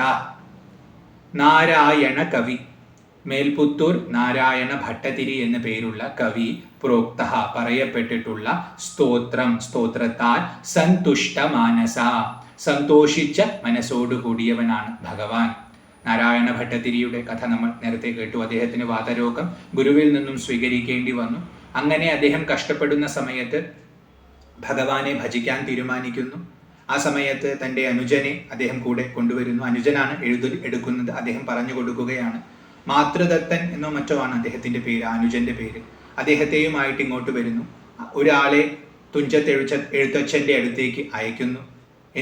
എങ്ങനെയാണ് ഭജിക്കേണ്ടതെന്ന് ചോദിക്കുന്നു. അപ്പോൾ മത്സ്യാവതാരം തുടങ്ങിയത് വർണ്ണിച്ചുകൊണ്ട് ഭഗവാനെ സ്തുതിക്കാനായിട്ട് അദ്ദേഹം നിർദ്ദേശിക്കുന്നു. മത്സ്യം തൊട്ട് കൂട്ടാനാണ് പറയുന്നത്. അത് കേട്ട ആൾക്ക് മനസ്സിലായില്ലെങ്കിലും നാരായണ ഭട്ടതിരിക്ക് അതിൻ്റെ പൊരുൾ പിടികിട്ടി. അപ്പം അദ്ദേഹം അതുപ്രകാരം ഭഗവാനെ സ്തുതിക്കാൻ, അതായത് ഭഗവാന്റെ എല്ലാ അവതാരങ്ങളെയും കീർത്തിക്കുന്ന ഭാഗവതത്തിൻ്റെ ചാറെടുത്തുകൊണ്ട് 1000 ചില്ലാനം ശ്ലോകങ്ങളിൽ അദ്ദേഹം ഒരു കാവ്യം രചിക്കുന്നു. ഒരു മഹാകാവ്യം തന്നെയാണത്. അതാണ് ശ്രീമൻ നാരായണീയം. ആ കൃതി രചിച്ചപ്പോൾ ആ സ്തോത്രം കേട്ടുകൊണ്ട് വളരെയധികം സന്തോഷിച്ചവനാണ് ഭഗവാൻ. ആ സന്തോഷം അഭിവ്യക്തമാക്കാനായിട്ട് ഭട്ടതിരിയുടെ അസുഖത്തെ പൂർണ്ണമായി മാറ്റി അദ്ദേഹത്തിൻ്റെ യശസ്സിനെ വാനോളം ഉയർത്തി. അപ്പോൾ ഭട്ടതിരി ഒരുപാട് ശ്രേഷ്ഠമായ രചനകൾ നടത്തിയിട്ടുള്ള ആളാണ്. പ്രക്രിയാ സർവസ്വം എന്ന് പറഞ്ഞ് വ്യാകരണത്തിന് തന്നെ ശ്രേഷ്ഠമായ ഗ്രന്ഥം രചിച്ചിട്ടുള്ള ആളാണ്. പക്ഷെ ഇന്നും ഭക്തര് അറിയുന്നത് നാരായണീയ കർത്താവായിട്ടാണ് അദ്ദേഹത്തിൻ്റെ ഏറ്റവും വിഖ്യാതമായ കൃതി ഇന്നും നാരായണീയമാണ്. അത് ഗുരുവായൂരപ്പൻ്റെ കാരുണ്യമാണ്. ഗുരുവായൂരപ്പൻ സന്തോഷിച്ചത് കൊണ്ട് മാത്രമാണ് ആ കൃതിക്ക് ഇത്രയും അധികം പ്രശസ്തി ലഭിച്ചത്. അതുകൊണ്ട് നാരായണ കവിപ്രോക്ത സ്തോത്ര സന്തുഷ്ട മാനസ നാരായണ സരസ്ഥീരവാസി, നാരായണ സരസിന്റെ തീരത്തിൽ വസിക്കുന്നവൻ. നാരായണ സരസ് തന്നെയാണ് രുദ്രതീർത്ഥം എന്ന പേരിൽ ഇന്നറിയപ്പെടുന്നത്. അവിടെയാണ് ശ്രീരുദ്രൻ ആവിർഭവിച്ചത്. ഉരുക്കിയ സ്വർണത്തിന്റെ നിറത്തോടുകൂടി ആ തീരത്തിൽ നിന്നും ആ സരസിൽ നിന്നും ആവിർഭവിച്ച് അദ്ദേഹം പ്രജേതസ്സുകൾക്ക് ഉപദേശം കൊടുത്തു. ഭാഗവതത്തിൽ ആ ഭാഗമുണ്ട്. ആ ഉപദേശമാണ് രുദ്രഗീത എന്ന പേരിൽ പ്രസിദ്ധിയായിട്ടുള്ളത്. അപ്പൊ അങ്ങനെ ശിവസാന്നിധ്യം അവിടെ ഉള്ളത് കൊണ്ട് അത് രുദ്രതീർത്ഥം എന്നറിയപ്പെടുന്നു. സാക്ഷാത് നാരായണൻ അവിടെ വസിക്കുന്നത് കൊണ്ട് അത് നാരായണ സരസ് എന്നും അറിയപ്പെടുന്നു. അപ്പൊ ആ നാരായണ സരസിന്റെ തീരത്തിൽ ഭഗവാൻ വസിക്കുന്നു. ഗുരുവായൂരപ്പൻ ഇരിക്കുന്നത് അവിടെയാണ്. അതുകൊണ്ട് നാരായണ സരസ് തീരവാസി, നാരദ പൂജിത, നാരദരാൽ പൂജിക്കപ്പെടുന്നവനാണ് ഭഗവാൻ. നാരദരെ ഗുരുവായൂർ ക്ഷേത്രത്തിൽ വന്ന് സൂക്ഷ്മഭാവത്തിൽ ഭഗവാനെ അർച്ചിക്കുന്നുണ്ട് എന്നാണ് വിശ്വാസം. കാരണം ഭഗവാൻ വൈകുണ്ഠത്തിൽ ഏതുപോലെ ശോഭിക്കുന്നുവോ അതുപോലെ തന്നെയാണ് ഭൂമിയിൽ ഇവിടെ ഗുരുവായൂരിൽ ശോഭിക്കുന്നത്. അപ്പോൾ എല്ലാ ലോകത്തെയും ചുറ്റി നടക്കുന്ന നാരദർ ഭൂമിയിൽ വരുന്ന സമയത്തൊക്കെ ഭഗവാന്റെ ദർശനവും നടത്താറുണ്ട്. അതുകൊണ്ട് നാരദ പൂജിത. ഇനി നാരദ ശബ്ദത്തിന് നാരം ദദാതി ഇതി നാരദ എന്നാണ് അർത്ഥം. അറിവിനെ പ്രദാനം ചെയ്യുന്നവൻ നാരദൻ. അപ്പൊ അറിവിനെ പ്രദാനം ചെയ്യുന്ന എല്ലാ ഗുരുക്കന്മാരാലും പൂജിക്കപ്പെടുന്നവനാണ്. അതുകൊണ്ടും നാരദ പൂജിത എന്ന് ഭഗവാനെ വിളിച്ചിരിക്കുന്നു. ഇതായിരുന്നു നാലാമത്തെ ശ്ലോകം. നാരായണ കവിപ്രോക്ത സ്തോത്ര സന്തുഷ്ട മാനസ നാരായണ സരസ്ഥീരവാസി നാരദ പൂജിത. അടുത്തത് അഞ്ചാമത്തെ ശ്ലോകമാണ്. വിപ്രനിത്യാന്നദാതാച വിവിധാകൃതി ശോഭിത തൈലാഭിഷേക സന്തുഷ്ട സിക്ത തൈലാർത്തിഹാരക. വിപ്രനിത്യാന്നദാത, വിപ്രന്മാർക്ക് എല്ലാ ദിവസവും അന്നത്തെ കൊടുക്കുന്നവൻ. വിപ്രന്മാരെന്ന് പറയുമ്പോൾ ജ്ഞാനം സിദ്ധിച്ചവരെന്നാണ് അർത്ഥം. ബ്രാഹ്മണരെയാണ് പൊതുവെ വിപ്രന്മാരെന്ന് വിളിക്കുക. ആ സത്യത്തെ സാക്ഷാത്കരിച്ചിട്ടുള്ള ആൾക്കാർക്ക് എന്നും അന്നത്തെ കൊടുക്കുന്നവൻ. ഗുരുവായൂർ അമ്പലത്തിൽ അന്നദാനം നടത്തുന്നത് ആദ്യകാലത്ത് ബ്രാഹ്മണ ഊട്ടായിട്ടായിരുന്നു. അപ്പം അങ്ങനെ ഊട്ട് നടത്തുന്നവൻ എന്നൊരു സാമാന്യാർത്ഥം. അറിവിനെ സമ്പാദിക്കാനായിട്ട് പരിശ്രമിക്കുന്ന എല്ലാവർക്കും എല്ലാ കാലത്തും അന്നത്തെ കൊടുക്കുന്നത് ഭഗവാനാണ്. അതുകൊണ്ട് വിപ്രനിത്യാന്നദാത എന്ന് സൂക്ഷ്മാർത്ഥവും. വിവിധാകൃതി ശോഭിത, വിവിധമായ ആകൃതിയിൽ ശോഭിക്കുന്നവൻ. ഗുരുവായൂരപ്പൻ്റെ ഭാവം ചതുർബാഹു രൂപമാണ്, മഞ്ഞപ്പട്ടുടുത്തിട്ടുള്ള ഭാവമാണ്.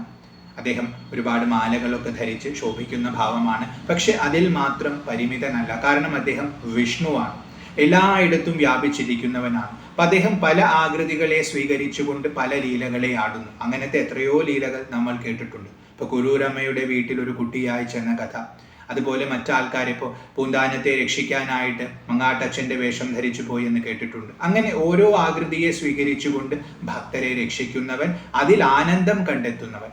അപ്പോൾ ഭക്തർ അത് എപ്പോഴും ഓർക്കും, ഇന്ന ഭാവത്തിൽ വന്ന് എന്നെ രക്ഷിച്ചുവെന്നും. ഇന്നും ഗുരുവായൂർ ക്ഷേത്രത്തിൽ അത്തരം അനുഭവങ്ങൾ അനവധിയാണ്. ഭഗവാൻ പല ആകൃതികളെ പല രീതിയിൽ വന്നിട്ടാണ് നമ്മെ അനുഗ്രഹിക്കുക. എപ്പോഴും കൃഷ്ണൻ എന്ന ഭാവത്തിൽ തന്നെ, ഗുരുവായൂരപ്പൻ എന്ന ഭാവത്തിൽ തന്നെ വരണമെന്നില്ല. പലരുടെയും രൂപത്തിൽ, ചിലപ്പോൾ ഭഗവാൻ സ്വയം രൂപമെടുത്തിട്ടോ അല്ലെങ്കിൽ മറ്റാരുടെയെങ്കിലും മനസ്സിനെ പ്രേരിപ്പിച്ചുകൊണ്ടോ നമ്മെ സഹായിക്കും, അനുഗ്രഹിക്കും. അപ്പൊ നമുക്ക് ലഭിക്കുന്ന എല്ലാ അനുഗ്രഹങ്ങളും അത് ആരിൽ നിന്നാണെങ്കിലും അതിൻ്റെ ആത്യന്തിക സ്രോതസ് ഭഗവാനാണെന്ന് മനസ്സിലാക്കണം. ഭഗവാന്റെ കൃപ കൊണ്ടാണ് നമുക്കത് ലഭിച്ചത്. ബാക്കി എല്ലാവരും നിമിത്തം മാത്രമാണ്. അതുകൊണ്ട് വിവിധാകൃതി ശോഭിത. ഇനി ഒന്നുകൂടിയും സൂക്ഷ്മമായി നോക്കിയാൽ എല്ലാ ആകൃതികളും ഭഗവാന്റെ തന്നെയാണ്. അപ്പൊ ഇവിടെ എല്ലാ ഭാവത്തെയും സ്വീകരിച്ച് ലീലയാടുകയാണ് ഭഗവാൻ. അതുകൊണ്ട് വിവിധാകൃതി ശോഭിത. അപ്പോൾ ശ്രീകൃഷ്ണന്റെ അവതാര സമയത്ത് അദ്ദേഹം ബാലലീലകൾ ആടുമ്പോൾ ബ്രഹ്മാവ് ഭഗവാന്റെ സുഹൃത്തുക്കളെയും പശുക്കളെയും ഒക്കെ മോഷ്ടിക്കുന്ന ഒരു സംഭവമുണ്ട്. ആ സമയത്ത് ബ്രഹ്മാവ് ഒന്ന് പോയി തിരിച്ചു വരാമെന്ന് പറയും. പക്ഷെ ബ്രഹ്മാവിന്റെ കാലം എന്ന് പറയുന്നതിന് ഭൂമിയിലെ കാലത്തിൽ നിന്നും വ്യത്യാസമുണ്ട്. അപ്പോൾ 1 കൊല്ലം കഴിഞ്ഞിട്ടാണ് ബ്രഹ്മാവ് വരുന്നത്. പക്ഷെ ആ 1 കൊല്ലം കാലം അവിടെയുള്ള ആൾക്കാരെ ആരെയും അറിയിക്കാതെ ഭഗവാൻ സ്വയം ആ എല്ലാ ഭാവങ്ങളും സ്വീകരിച്ചുകൊണ്ട് ക്രീഡിക്കുന്നുണ്ട്. അതുപോലെയാണ് ഈ പ്രപഞ്ചം നിലനിൽക്കുന്നത്. ഇവിടെയുള്ള എല്ലാ ആകൃതികളും വാസ്തവത്തിൽ ഭഗവാൻ തന്നെയാണ്. ബ്രഹ്മാവ് തിരിച്ചു വന്ന് ഭഗവാന്റെ വൈഭവം കണ്ട് ഭഗവാനെ മുക്തകണ്ഠം സ്തുതിക്കുന്നുണ്ട്. അങ്ങയുടെ പൊരുൾ ഞാൻ മനസ്സിലാക്കി എന്ന് പറഞ്ഞ് സ്തുതിക്കുന്നുണ്ട്. അപ്പം അത്രയും വൈഭവത്തോടു കൂടിയവനായതുകൊണ്ട് വിവിധാകൃതി ശോഭിത. നമ്മൾ ചുറ്റും കാണുന്ന എല്ലാ രൂപങ്ങളും ഭഗവാൻ തന്നെയാണെന്ന് ഇടയ്ക്കിടയ്ക്ക് ഓർക്കണം. തൈലാഭിഷേക സന്തുഷ്ട. തൈലത്താൽ അഭിഷേകം ചെയ്യപ്പെടുന്നതിൽ സന്തോഷിക്കുന്നവൻ. എണ്ണയിൽ അഭിഷേകം ചെയ്യുന്നത് വളരെ ഇഷ്ടമാണ് ഭഗവാന്. ഗുരുവായൂരമ്പലത്തിൽ എണ്ണ ആടുന്നത് പതിവാണ്. അപ്പൊ ആ ഒരു ആചാരത്തെയാണ് ഇവിടെ സൂചിപ്പിക്കുന്നത്. സിക്ത തൈലാതിഹാരക. അങ്ങനെ തൈലത്തിൽ അഭിഷേകം ചെയ്യുന്നത് കൊണ്ട് ഭഗവാൻ എന്താണ് ഇത്ര സന്തോഷം? അതിനുള്ള കാരണം, അങ്ങനെ തൻ്റെ ദേഹത്തിൽ, തൻ്റെ വിഗ്രഹത്തിൽ അഭിഷേകം ചെയ്തിട്ടുള്ള തൈലം ഭക്തരെ സേവിക്കുകയാണെങ്കിൽ അവരുടെ എല്ലാ ദുഃഖങ്ങളെയും ഹരിക്കാൻ പറ്റും. കാരണം തൻ്റെ സ്പർശമേറ്റാൽ എന്തും പവിത്രമാകും. ഇപ്പൊ ഭഗവാന്റെ കാല് കഴുകിയ ജലമാണ് ആകാശഗംഗയായിട്ട് പ്രവഹിച്ചത്. അതാണ് പിന്നീട് ഭൂമിയിൽ വന്ന് ഗംഗയായിട്ട് ഒഴുകി ഇവിടെയുള്ള എല്ലാവരുടെയും പാപത്തെ ഇല്ലാതെയാക്കിയത്. അപ്പോൾ കാല് കഴുകിയ ജലത്തിന് അത്രയും വൈഭവമുണ്ടെങ്കിൽ ഭഗവാന്റെ ദേഹമാടിയിട്ടുള്ള ആ എണ്ണയ്ക്ക് എത്ര വൈഭവമുണ്ടാവും. അപ്പോൾ ഭഗവാൻ ആ എണ്ണ അഭിഷേകം ചെയ്യുന്നതിൽ സന്തോഷിക്കുന്നത് തനിക്ക് അതുകൊണ്ട് ആവശ്യമുണ്ടായിട്ടല്ല, തൻ്റെ ആ എണ്ണ ഭക്തർക്ക് ലഭിക്കട്ടെ എന്നും ഭക്തരുടെ ആർത്തി, അതാണ് സിക്ത തൈലാർത്തി ഹാരക. തന്നെ പുരട്ടിയിട്ടുള്ള, തനിക്ക് ചാർത്തിയിട്ടുള്ള എണ്ണ, തൈലം, അത് ഭക്തർക്ക് കൊടുത്തുകൊണ്ട് ഭക്തരുടെ ആർത്തിയെ, ദുഃഖങ്ങളെ ഹരിക്കുന്നവനാണ് ഭഗവാൻ. അപ്പൊ ഭക്തരുടെ ദുഃഖം ഇല്ലാതെയാക്കാനായിട്ടാണ് ഭഗവാൻ എണ്ണയിൽ ആടുന്നത്. ഇതായിരുന്നു 5ാമത്തെ ശ്ലോകം. വിപ്രനിത്യാന്നദാതാച വിവിധാകൃതി ശോഭിത തൈലാഭിഷേക സന്തുഷ്ട സിക്ത തൈലാർത്തിഹാരക. തുടർന്ന് 6ാമത്തെ ശ്ലോകമാണ്. കൗപീനദരുജാഹന്ത പീതാംബരധരോ വ്യയ ക്ഷീരാഭിഷേകാത് സൗഭാഗ്യദാത കലിയുഗ പ്രഭു. കൗപീനദരുജാഹന്ത. കൗപീനം എന്ന് പറഞ്ഞാൽ പാപം എന്നാണ് അർത്ഥം. പാപത്തെ ദ എന്ന് പറഞ്ഞാൽ കൊടുക്കുക എന്നാണ്. അപ്പൊ പാപത്തിൽ നിന്നും ജനിക്കുന്ന രുജ, രുജ എന്ന് പറഞ്ഞാൽ രോഗങ്ങൾ, ഹന്ത ഹനിക്കുന്നു. നമുക്ക് നമ്മുടെ ജീവിതത്തിൽ ഉണ്ടാകുന്ന എല്ലാ രോഗങ്ങളും കർമ്മത്തിന്റെ ഫലമായിട്ടാണ്. പാപകർമ്മങ്ങളുടെ ഫലമാണ് രോഗങ്ങൾ. ഇപ്പൊ രോഗം ഉണ്ടാകുമ്പോൾ നമ്മൾ ആദ്യം മനസ്സിലാക്കേണ്ടത് നമ്മുടെ തന്നെ കർമ്മഫലമാണത്. അതല്ലാതെ മറ്റൊരു കാരണം അതിനെ കണ്ടെത്താൻ ശ്രമിക്കുന്നത് വ്യർത്ഥമാണ്. ഇപ്പൊ നമ്മൾ ചെയ്തിട്ടുള്ള കർമ്മഫലങ്ങൾ, അത് ഈ ജന്മത്തിലാകാം, ഇതിനു മുമ്പുള്ള ജന്മത്തിലാകാം, എവിടെയോ ചെയ്തിട്ടുള്ള പാപകർമ്മങ്ങളുടെ ഫലമായിട്ട് നമ്മുടെ ദേഹത്തിൽ ഉണ്ടാകുന്ന രോഗങ്ങളെയെല്ലാം നിശേഷം ഹനിക്കുന്നവനാണ് ഭഗവാൻ. അപ്പൊ ഇപ്പൊ ഭഗവാനെ ഉപാസിക്കുക എന്നൊരു കർമ്മം നമ്മൾ ചെയ്താൽ അതിനു മുമ്പ് ചെയ്തിട്ടുള്ള പാപകർമ്മങ്ങളെ എല്ലാം ഭഗവാൻ തന്നെ ഭസ്മമാക്കും. ഭഗവാന്റെ ഉപാസന എന്ന സാധനയ്ക്ക് അത്രയും അധികം ബലമുണ്ട്, അത്രയും അധികം ശക്തിയുണ്ട്. അതുകൊണ്ട് ഭഗവാനെ എല്ലാവരും ഉപാസിക്കുന്നു. അപ്പൊ രോഗമുണ്ടാകുമ്പോൾ നമ്മൾ മനസ്സിലാക്കണം നമ്മുടെ കർമ്മഫലമാണ്. അതിൽ നിന്നും നിവാരണം വേണമെങ്കിൽ ഭഗവാന്റെ അനുഗ്രഹം കൂടിയേ തീരൂ. അപ്പൊ ഭഗവാനെ ഭജിക്കുക.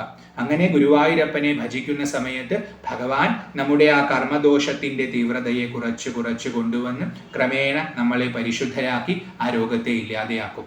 അങ്ങനെ ആ രോഗത്തെ ഇല്ലാതെയാക്കിയാലുള്ള ഗുണം എന്തെന്നാൽ പിന്നീട് ഒരിക്കലും ആ രോഗം വരികയില്ല. മൂലത്തോടു കൂടി അതില്ലാതെയാകും. താൽക്കാലികമായ അനുഗ്രഹം കൊണ്ട് ഇല്ലാതെയാക്കുകയാണെങ്കിൽ അത് വീണ്ടും വരും. കാരണം കർമ്മദോഷം തീർന്നിട്ടില്ല. അപ്പൊ അതുകൊണ്ട് ഭഗവാനെ സമീപിക്കുമ്പോൾ ഭഗവാൻ വളരെ സാവകാശം വ്യക്തമായിട്ടാണ് രോഗത്തെ ഇല്ലാതെയാക്കുക. അപ്പൊ ആ സാവകാശം ഭഗവാൻ എടുക്കുന്നത് ഭക്തർക്ക് പരിപൂർണമായ മോചനം ലഭിക്കാൻ വേണ്ടിയാണ്. ഇപ്പൊ കൗപീനത രുചാഹന്ത പീതാംബരധര, മഞ്ഞപ്പട്ട് ഉടുത്തവനാണ്. ഭഗവാന്റെ ദേഹം കറുകറുത്ത ദേഹമാണ്. അപ്പൊ കറുകറുത്ത ദേഹത്തിൽ മഞ്ഞപ്പട്ട് ഉടുക്കുന്ന സമയത്ത് അത് പ്രത്യേകമായ ഒരു കോൺട്രാസ്റ്റ്, വളരെ മനോഹരമായ ഒരു ഭാവം അത് ജനിപ്പിക്കുന്നു. അപ്പൊ അങ്ങനെ ധ്യാനിക്കുന്നത് വളരെ വിശേഷമാണ്. അതുകൊണ്ടാണ് ഭഗവാൻ മഞ്ഞപ്പട്ട് ഉടുക്കുന്നത്. ആ മഞ്ഞ എന്ന് പറയുന്നത് മായയുടെ പ്രതീകമാണെന്ന് പറയാറുണ്ട്. മായ സ്വർണമയമാണെന്ന് പറയും. അപ്പൊ സ്വർണത്തിന്റെ നിറമാണ് ആ മഞ്ഞ നിറം. ആ നിറത്തെ ഉടുക്കുന്നു എന്ന് പറഞ്ഞാൽ മായയെ ധരിച്ചിരിക്കുന്നു. മായയുടെ ഉള്ളിലുള്ള അതിസൂക്ഷ്മമായ പൊരുൾ അത് ഇരുണ്ടിരിക്കുകയാണ്. അതിനെ ആരും അറിയുന്നില്ല. അതാണ് ഈശ്വരൻ. അതുകൊണ്ട് പീതാംബരധര, അവ്യയ, വ്യയമില്ലാത്തവനാണ്, നാശമില്ലാത്തവനാണ്, പരിണാമമില്ലാത്തവനാണ് ഭഗവാൻ. നിത്യവസ്തുവാണ്. നമ്മളൊരു വസ്തുവിനെ കുറിച്ച് ചിന്തിക്കുമ്പോൾ അതുണ്ടായി എന്നും നിലനിൽക്കുന്നുവെന്നും അതുകൊണ്ട് തന്നെ ഇല്ലാതെയാകുമെന്നും ധരിക്കും. എന്നാൽ ഭഗവാൻ ഒരു കാലത്തും ഉണ്ടായവനല്ല. ഭഗവാൻ ഉണ്മയാണ്. അപ്പൊ ഉണ്മ എന്ന് പറയുമ്പോൾ എല്ലാത്തിനും ഉണ്മ പ്രദാനം ചെയ്യുന്നവനാണ്. അതുകൊണ്ട് ഭഗവാന് തുടക്കവുമില്ല ഒടുക്കവുമില്ല. അവ്യയനാണ് ഭഗവാൻ. ക്ഷീരാഭിഷേകാത് സൗഭാഗ്യദാത. ക്ഷീരം എന്നാൽ പാല്. പാലിന്റെ അഭിഷേകത്താൽ സൗഭാഗ്യത്തെ നൽകുന്നവനാണ് ഭഗവാൻ. ഭഗവാനെ പാലുകൊണ്ട് അഭിഷേകം ചെയ്യുമ്പോൾ ആ അഭിഷേകം സ്വീകരിച്ചുകൊണ്ട് ഭഗവാൻ സൗഭാഗ്യത്തെ ആ അഭിഷേകം ചെയ്തവർക്ക് പ്രദാനം ചെയ്യുന്നു. സ്ഥൂലമായ അർത്ഥം പാലഭിഷേകത്തിന്റെ ഫലമായി സൗഭാഗ്യം കൊടുക്കുന്നു. സൂക്ഷ്മമായി നമ്മൾ ചിന്തിക്കുകയാണെങ്കിൽ നമ്മുടെ മനസ്സ് തന്നെയാണ് ഇവിടെ പാല്. എങ്ങനെയാണ് പാല്? വെളുത്തിട്ടാണ്. അപ്പൊ മനസ്സിന്റെ മാലിന്യങ്ങളെ മുഴുവൻ നീക്കി അതിനെ പരിശുദ്ധമാക്കിയാൽ ആ പരിശുദ്ധമായ മനസ്സിനെ നമുക്ക് പാലായിട്ട് കാണാം. ആ മനസ്സിനെ നമ്മൾ ഭഗവാന്റെ രൂപത്തെ ധ്യാനിക്കാനായിട്ട് ഉപയോഗിക്കണം. അതായത് മനസ്സിനെ ഭഗവാനിലേക്ക് അയക്കണം. അങ്ങനെ ഭഗവാനിലേക്ക് മനസ്സിനെ നിരന്തരം അയക്കുന്നതിനെ ഇവിടെ പാലഭിഷേകമായിട്ട് പറഞ്ഞിരിക്കുന്നു. അങ്ങനെ ഭഗവാനെ അഭിഷേകം ചെയ്യുമ്പോൾ മനസ്സുകൊണ്ട്, പരിശുദ്ധമായ മനസ്സുകൊണ്ട് ഭഗവാനെ നിരന്തരം സ്മരിക്കുമ്പോൾ എല്ലാ സൗഭാഗ്യങ്ങളും ഭഗവാൻ നമുക്ക് നൽകും. അതുകൊണ്ട് ക്ഷീരാഭിഷേകാത് സൗഭാഗ്യദാത, കലിയുഗ പ്രഭു, കലിയുഗത്തിലെ പ്രഭുവായിരിക്കുന്നവനാണ്, ഭരിക്കുന്നവനാണ് പ്രഭു. എല്ലാവരുടെയും മുകളിൽ ആധികാരികമായി ഭരണം നടത്താൻ കഴിവുള്ളവൻ പ്രഭു. ഈ പ്രപഞ്ചത്തിൽ പല ശക്തികളുണ്ട്. അതിനെയെല്ലാം ഭരിക്കുന്നത് ഭഗവാനാണ്. കലിയുഗത്തിന് ദേവതയായിട്ട് കൽപ്പിച്ചിട്ടുള്ളത് കലിയാണ്. ആ കലി ബാധിച്ചത് കൊണ്ടാണ് ഈ യുഗത്തിന് കലിയുഗം എന്ന പേര് കിട്ടിയത്. കലി ഭൂമിയിൽ വരുന്നത് തന്നെ ഭഗവാൻ ഭൂമി ഉപേക്ഷിക്കുന്ന സമയത്താണ്. ഭഗവാൻ സ്വർഗാരോഹണം നടത്തുന്നത് വരെ കലിക്ക് ബാധിക്കാൻ സാധിക്കുന്നില്ല. ഭഗവാന്റെ സാന്നിധ്യമില്ല എന്ന് മനസ്സിലാക്കിയിട്ടാണ് കലി ബാധിക്കുന്നത്. അത് തന്നെ പരീക്ഷത്തിൽ നിന്നും അനുവാദം വാങ്ങി 5 സ്ഥലങ്ങളിലായിട്ടാണ് ബാധിക്കുന്നതെന്ന് പറയും.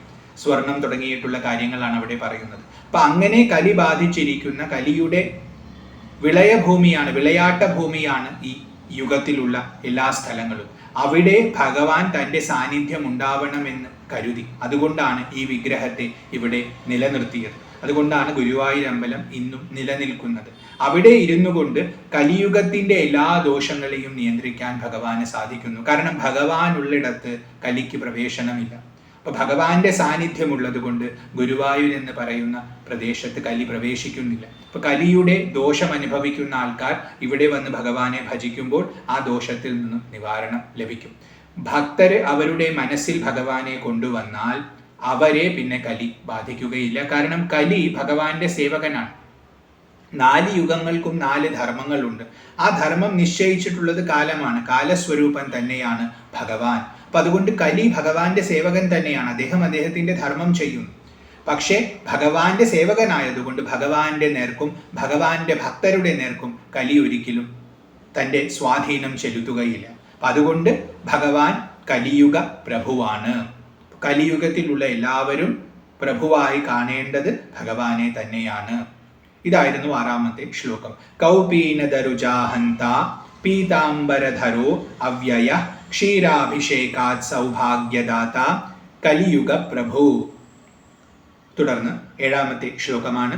നിർമാല്യ ദർശനാത് ഭക്ത ചിത്ത ചിന്താ നിവാരക ദേവകീ വസുദേവാത്ത പുണ്യപുഞ്ചോഘനാശക. നിർമാല്യ ദർശനാത്, നിർമാല്യ ദർശനം നടത്തിയാൽ, തലേ ദിവസത്തെ അലങ്കാരത്തിൽ തന്നെ ആദ്യമായിട്ട് ഭഗവാനെ കാണുന്നതാണ് നിർമാല്യ ദർശനം. അങ്ങനെ ദർശനം നടത്തുന്ന ഭക്തരുടെ ചിത്തത്തിന്റെ, മനസ്സിന്റെ ചിന്തകളെ നിവാരണം ചെയ്യിക്കുന്നവൻ, അതാണ് നിർമാല്യ ദർശനാത് ഭക്ത ചിത്ത ചിന്താ നിവാരക. ഭക്തര് ഭഗവാനെ കാണാൻ വരുന്നത് ഒരുപാട് പ്രശ്നങ്ങളുമായിട്ടാണ്. അവരുടെ ജീവിതത്തിൽ അലട്ടുന്ന പല പ്രശ്നങ്ങളും അവരുടെ മനസ്സിനെ തപിപ്പിക്കുകയാണ്. അപ്പൊ മനസ്സിൽ പല ചിന്തകൾ ഇങ്ങനെ അലയടിക്കുന്നു, അതുകൊണ്ട് ശാന്തത നുകരാൻ പറ്റുന്നില്ല. അങ്ങനെ ക്ലേശിക്കുന്ന ഭക്തർ വളരെ നേരത്തെ തന്നെ, നട തുറക്കുന്ന സമയത്ത് തന്നെ ഭഗവാനെ കാണണമെന്ന് കൊതിച്ചുകൊണ്ട് ഓടി വരികയാണ്. അവർക്ക് താമസമൊന്നും പറ്റുന്നില്ല, അധികം നേരം കാത്തു നിൽക്കാൻ പറ്റുന്നില്ല. ഇപ്പോൾ തന്നെ കാണണമെന്ന് പറഞ്ഞ് നട തുറക്കുമ്പോൾ തന്നെ അവരിവിടെ വരുന്നു. അങ്ങനെ വന്ന് അവർ ഭഗവാനെ തലേ ദിവസത്തെ അലങ്കാരത്തിൽ തന്നെ കാണുന്നു. ആ നിർമാല്യ ദർശനം കാണുന്ന സമയത്ത് ഭഗവാന് മനസ്സിലാകുന്നുണ്ട് അവരുടെ മനസ്സിൽ ഒരുപാട് ക്ലേശങ്ങൾ ഉണ്ടെന്ന്. അപ്പൊ ഭഗവാൻ അവരെ ഒന്ന് നോക്കി അനുഗ്രഹിക്കുമ്പോൾ അവരുടെ മനസ്സിൽ അത്രയും നേരം അവരെ തപിപ്പിച്ചിരുന്ന എല്ലാ ചിന്തകളും അപ്രത്യക്ഷമാകും.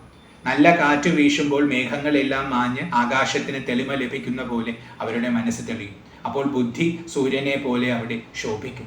അത് ഭഗവാന്റെ കരുണ കൊണ്ട് ലഭിക്കുന്നതാണ്. അതുകൊണ്ട് നിർമാല്യ ദർശനാത് ഭക്ത ചിത്ത ചിന്താ നിവാരക.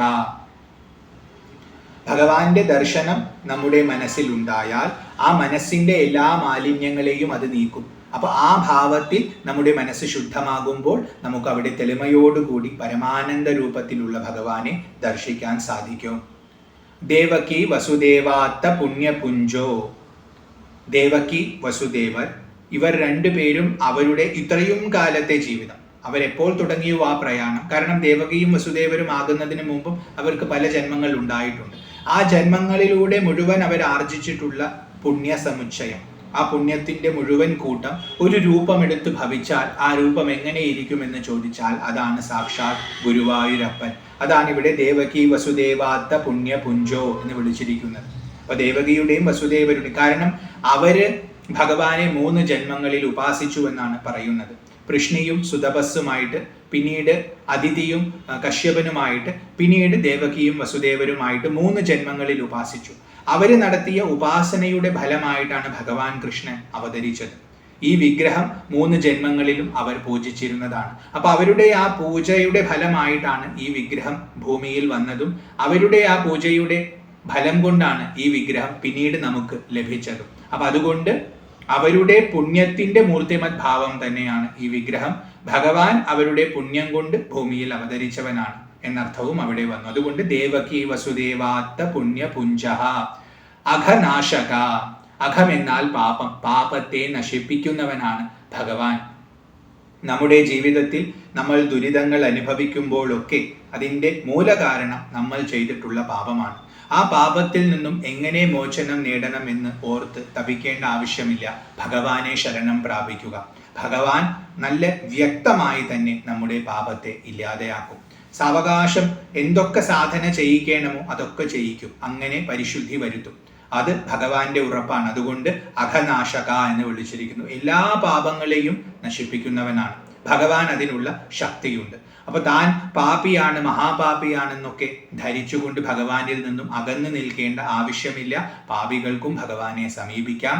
പാപത്തിൽ നിന്നുമുള്ള മോചനം ഭഗവാൻ നൽകും. അവരെ പരിശുദ്ധരാക്കും ഭഗവാൻ. നിർമാല്യ ദർശനാത് ഭക്ത ചിത്ത ചിന്താ നിവാരക ദേവകീ വസുദേവാത്ത പുണ്യപുഞ്ചോ ഘനാശക. അടുത്തത് 8ാമത്തെ ശ്ലോകമാണ്. പുഷ്ടിത കീർത്തിതോ നിത്യകല്യാണ തതിദായക മന്ദാരമാല സംവീത മുക്താദാമ വിഭൂഷിത. പുഷ്ടിത, പുഷ്ടിയെ നൽകുന്നവനാണ് ഭഗവാൻ. നമ്മുടെ ശരീരത്തിനും മനസ്സിനും ഒരു പൂർണ്ണതയുണ്ട്. അതെത്രയാണോ അതാണ് അതിൻ്റെ പുഷ്ടി. ആ പുഷ്ടിയെ ഭഗവാൻ നൽകും. ഭഗവാനെ ഭജിക്കാൻ നമ്മൾ തുടങ്ങിയാൽ എത്ര ആരോഗ്യം ശരീരത്തിന് സ്വാഭാവികമായിട്ടുണ്ടോ ആ ആരോഗ്യം വീണ്ടെടുക്കാൻ നമുക്ക് സാധിക്കും. എത്ര ആരോഗ്യം മനസ്സിന് സ്വാഭാവികമായിട്ടുണ്ടോ ആ ആരോഗ്യം വീണ്ടെടുക്കാൻ നമുക്ക് സാധിക്കും. നമ്മുടെ ജീവിത പ്രയാണത്തിൽ പല മാറ്റങ്ങളും ശരീരത്തിലും മനസ്സിലും വരുന്നത് കൊണ്ടാണ് നമുക്ക് ആരോഗ്യം നഷ്ടപ്പെടുന്നത്, കുറഞ്ഞു വരുന്നത്. എന്നാൽ ഭഗവാന്റെ കൃപയുണ്ടായാൽ ശരീരത്തിനും മനസ്സിനും വീണ്ടും പുഷ്ടി ലഭിക്കും. അത് പുഷ്ടമാകും, അത് ഉറപ്പാണ്. അതുകൊണ്ട് പുഷ്ടിത. ഇനി അന്നത്തെ എല്ലാം സൃഷ്ടിക്കുന്നത് ഭഗവാൻ തന്നെയാണ്. ആ അന്നം കഴിക്കുന്നത് കൊണ്ടാണ് നമുക്ക് ശരീരപുഷ്ടി ലഭിക്കുന്നത്. മനസ്സിനെയും ആ അന്നം പുഷ്ടപ്പെടുത്തുന്നു. അപ്പൊ അതുകൊണ്ടും പുഷ്ടിതനാണ് ഭഗവാൻ. കീർത്തിത, കീർത്തിയെ നൽകുന്നവനാണ്. നമ്മുടെ മനസ്സിലെ മാലിന്യങ്ങളെ മുഴുവൻ നീക്കി നമുക്ക് നല്ല വ്യക്തിത്വത്തെ നൽകി നല്ല പ്രവൃത്തികളെ നമ്മളെ കൊണ്ട് ചെയ്യിച്ച് നമ്മുടെ കീർത്തിയെ ലോകത്തിൽ പരത്തുന്നവനാണ് ഭഗവാൻ. അതുകൊണ്ട് ഭഗവാനെ ഭജിക്കുന്നവർക്കൊക്കെ കീർത്തി കിട്ടുന്നു.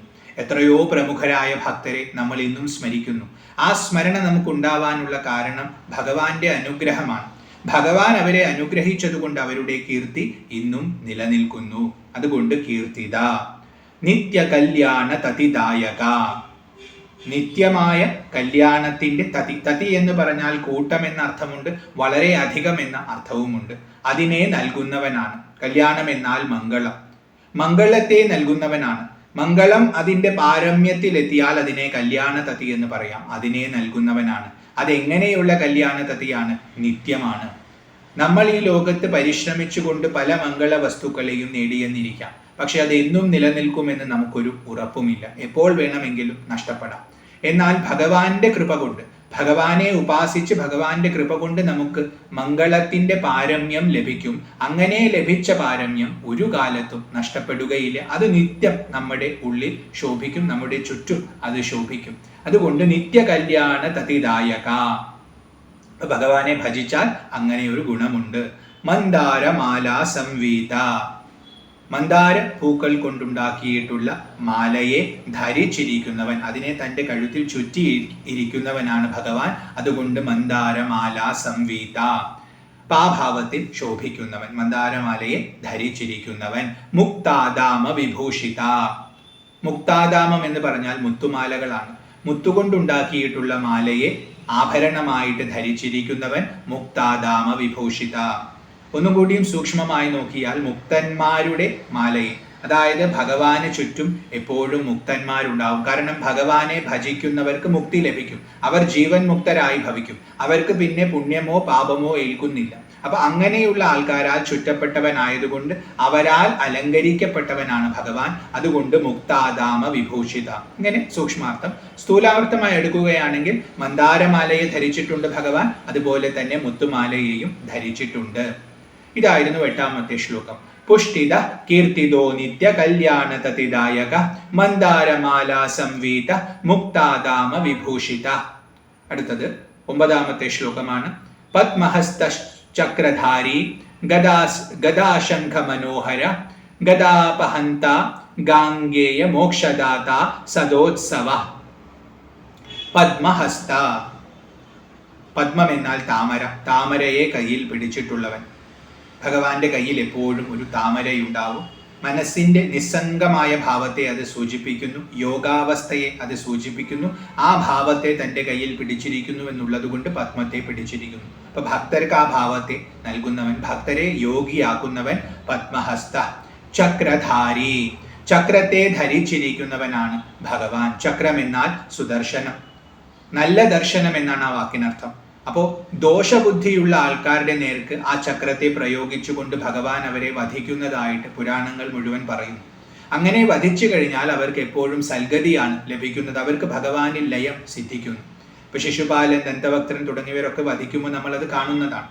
അപ്പോൾ എന്തുകൊണ്ടാണ് അങ്ങനെ സംഭവിക്കുന്നത് എന്ന് ചോദിച്ചാൽ അവരുടെ തെറ്റായ ധാരണകളെ, തെറ്റായ കാഴ്ചപ്പാടിനെ ആ ചക്രം ഇല്ലാതെയാക്കി അവർക്ക് ശരിയായ കാഴ്ചപ്പാട് നൽകും. അതുകൊണ്ട് സുദർശനം, അങ്ങനത്തെ ചക്രത്തെ പിടിച്ചവനാണ്. അപ്പൊ ഭഗവാനെ ഭക്തർ ഭജിക്കുകയാണെങ്കിൽ അവരുടെ എല്ലാ തെറ്റിദ്ധാരണകളെയും ഭഗവാൻ നീക്കും.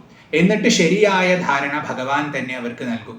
അങ്ങനെ ശരിയായ ധാരണ കിട്ടുമ്പോൾ അവർക്ക് ഭഗവത് സായുജ്യം ലഭിക്കും. അതുകൊണ്ട് ചക്രധാരി ഗദാശംഖ മനോഹര, ഗദയെയും ശംഖിനെയും പിടിച്ചുകൊണ്ട് മനോഹരമായിരിക്കുന്നവൻ, അഥവാ മനോഹരമായ ഗദയെയും ശംഖിനെയും പിടിച്ചിരിക്കുന്നവൻ, അഥവാ ഗദയും ശംഖും ഉപയോഗിച്ചുകൊണ്ട് മനസ്സിനെ ഹരിക്കുന്നവൻ.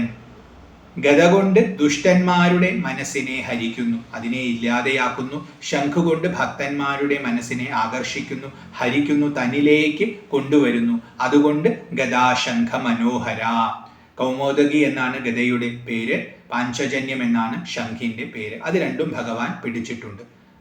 ഗദാപഹന്ത, ഗദ എന്ന് പറഞ്ഞാൽ ഇവിടെ രോഗം എന്നാണ് അർത്ഥം.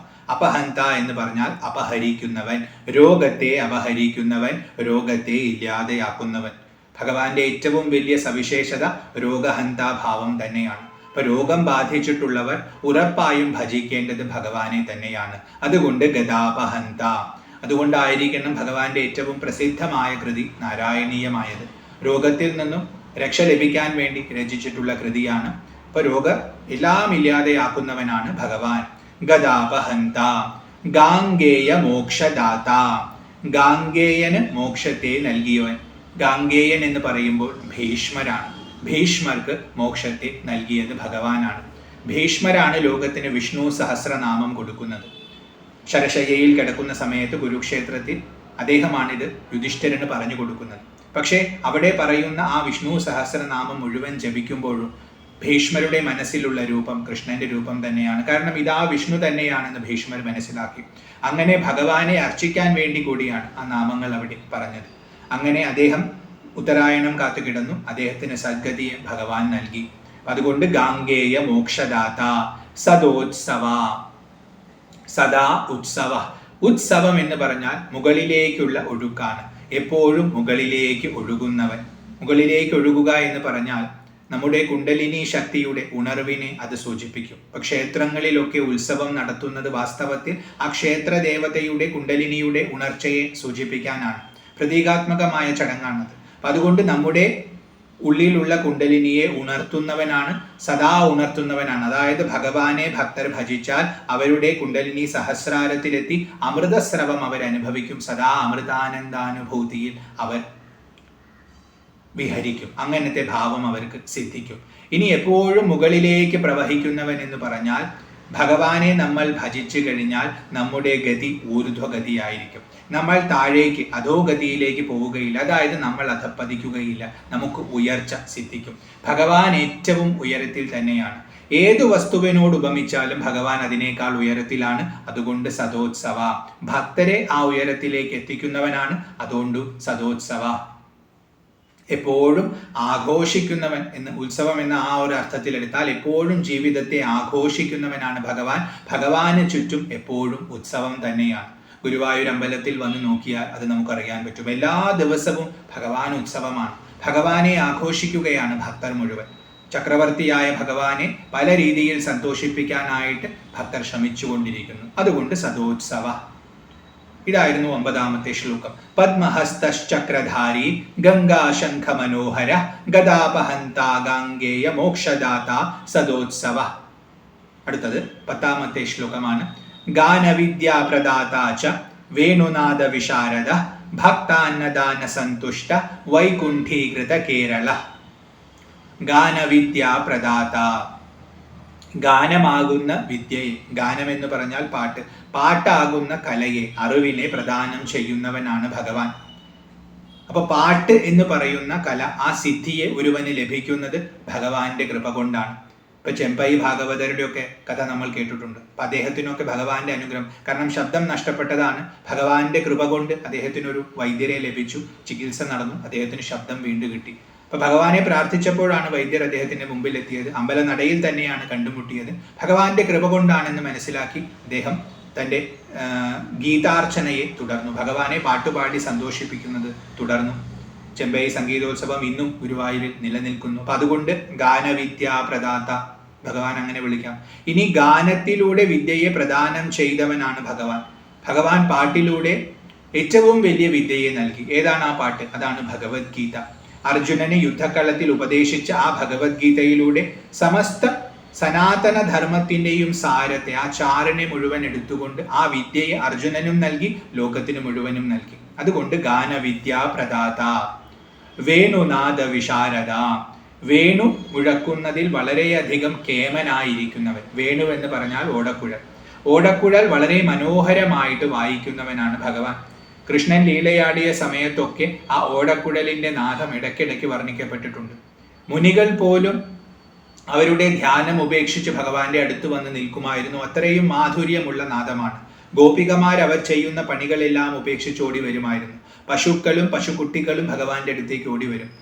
പക്ഷികൾ, മൃഗങ്ങൾ ഒക്കെ ഓടി വരും. ഈ മൃഗങ്ങൾ പരസ്പരം ശത്രുക്കളാണെങ്കിൽ പോലും ആ ശത്രുതകൾ മുഴുവൻ മറന്ന് ഭഗവാന്റെ അടുത്ത് ആ മാധുര്യം നുകർന്നുകൊണ്ട് നിൽക്കും. അപ്പൊ അത്രയും ശക്തി ഭഗവാന്റെ ആ വേണുനാദത്തിനുണ്ട്. അതുകൊണ്ട് അത്രയും വിശാരദനാണ് ഭഗവാൻ. അതുകൊണ്ട് വേണുനാദ വിശാരദ. ഭക്താന്നദാന സന്തുഷ്ട, ഭക്തന്മാർക്ക് അന്നം കൊടുക്കുന്നതിൽ സന്തോഷിക്കുന്നവനാണ്. അപ്പൊ സ്വയം ഭക്തർക്ക് അന്നം കൊടുക്കുന്നതിൽ സന്തോഷിക്കുന്നവനാണ്. ഇന്ന് ഗുരുവായൂരിൽ വരുന്ന എല്ലാ ഭക്തർക്കും ഭഗവാൻ അന്നം കൊടുക്കുന്നുണ്ട്. അപ്പൊ അതിൽ ആനന്ദിക്കുന്നവനാണ്.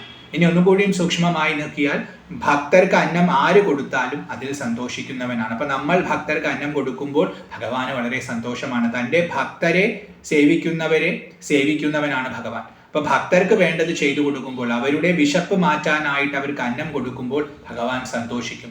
ഭഗവാനുള്ള ഏറ്റവും വലിയ പൂജ ഭഗവാന്റെ ഭക്തർക്കുള്ള ഊട്ട് തന്നെയാണ്. അതുകൊണ്ട് ഭക്ത അന്നദാന സന്തുഷ്ട.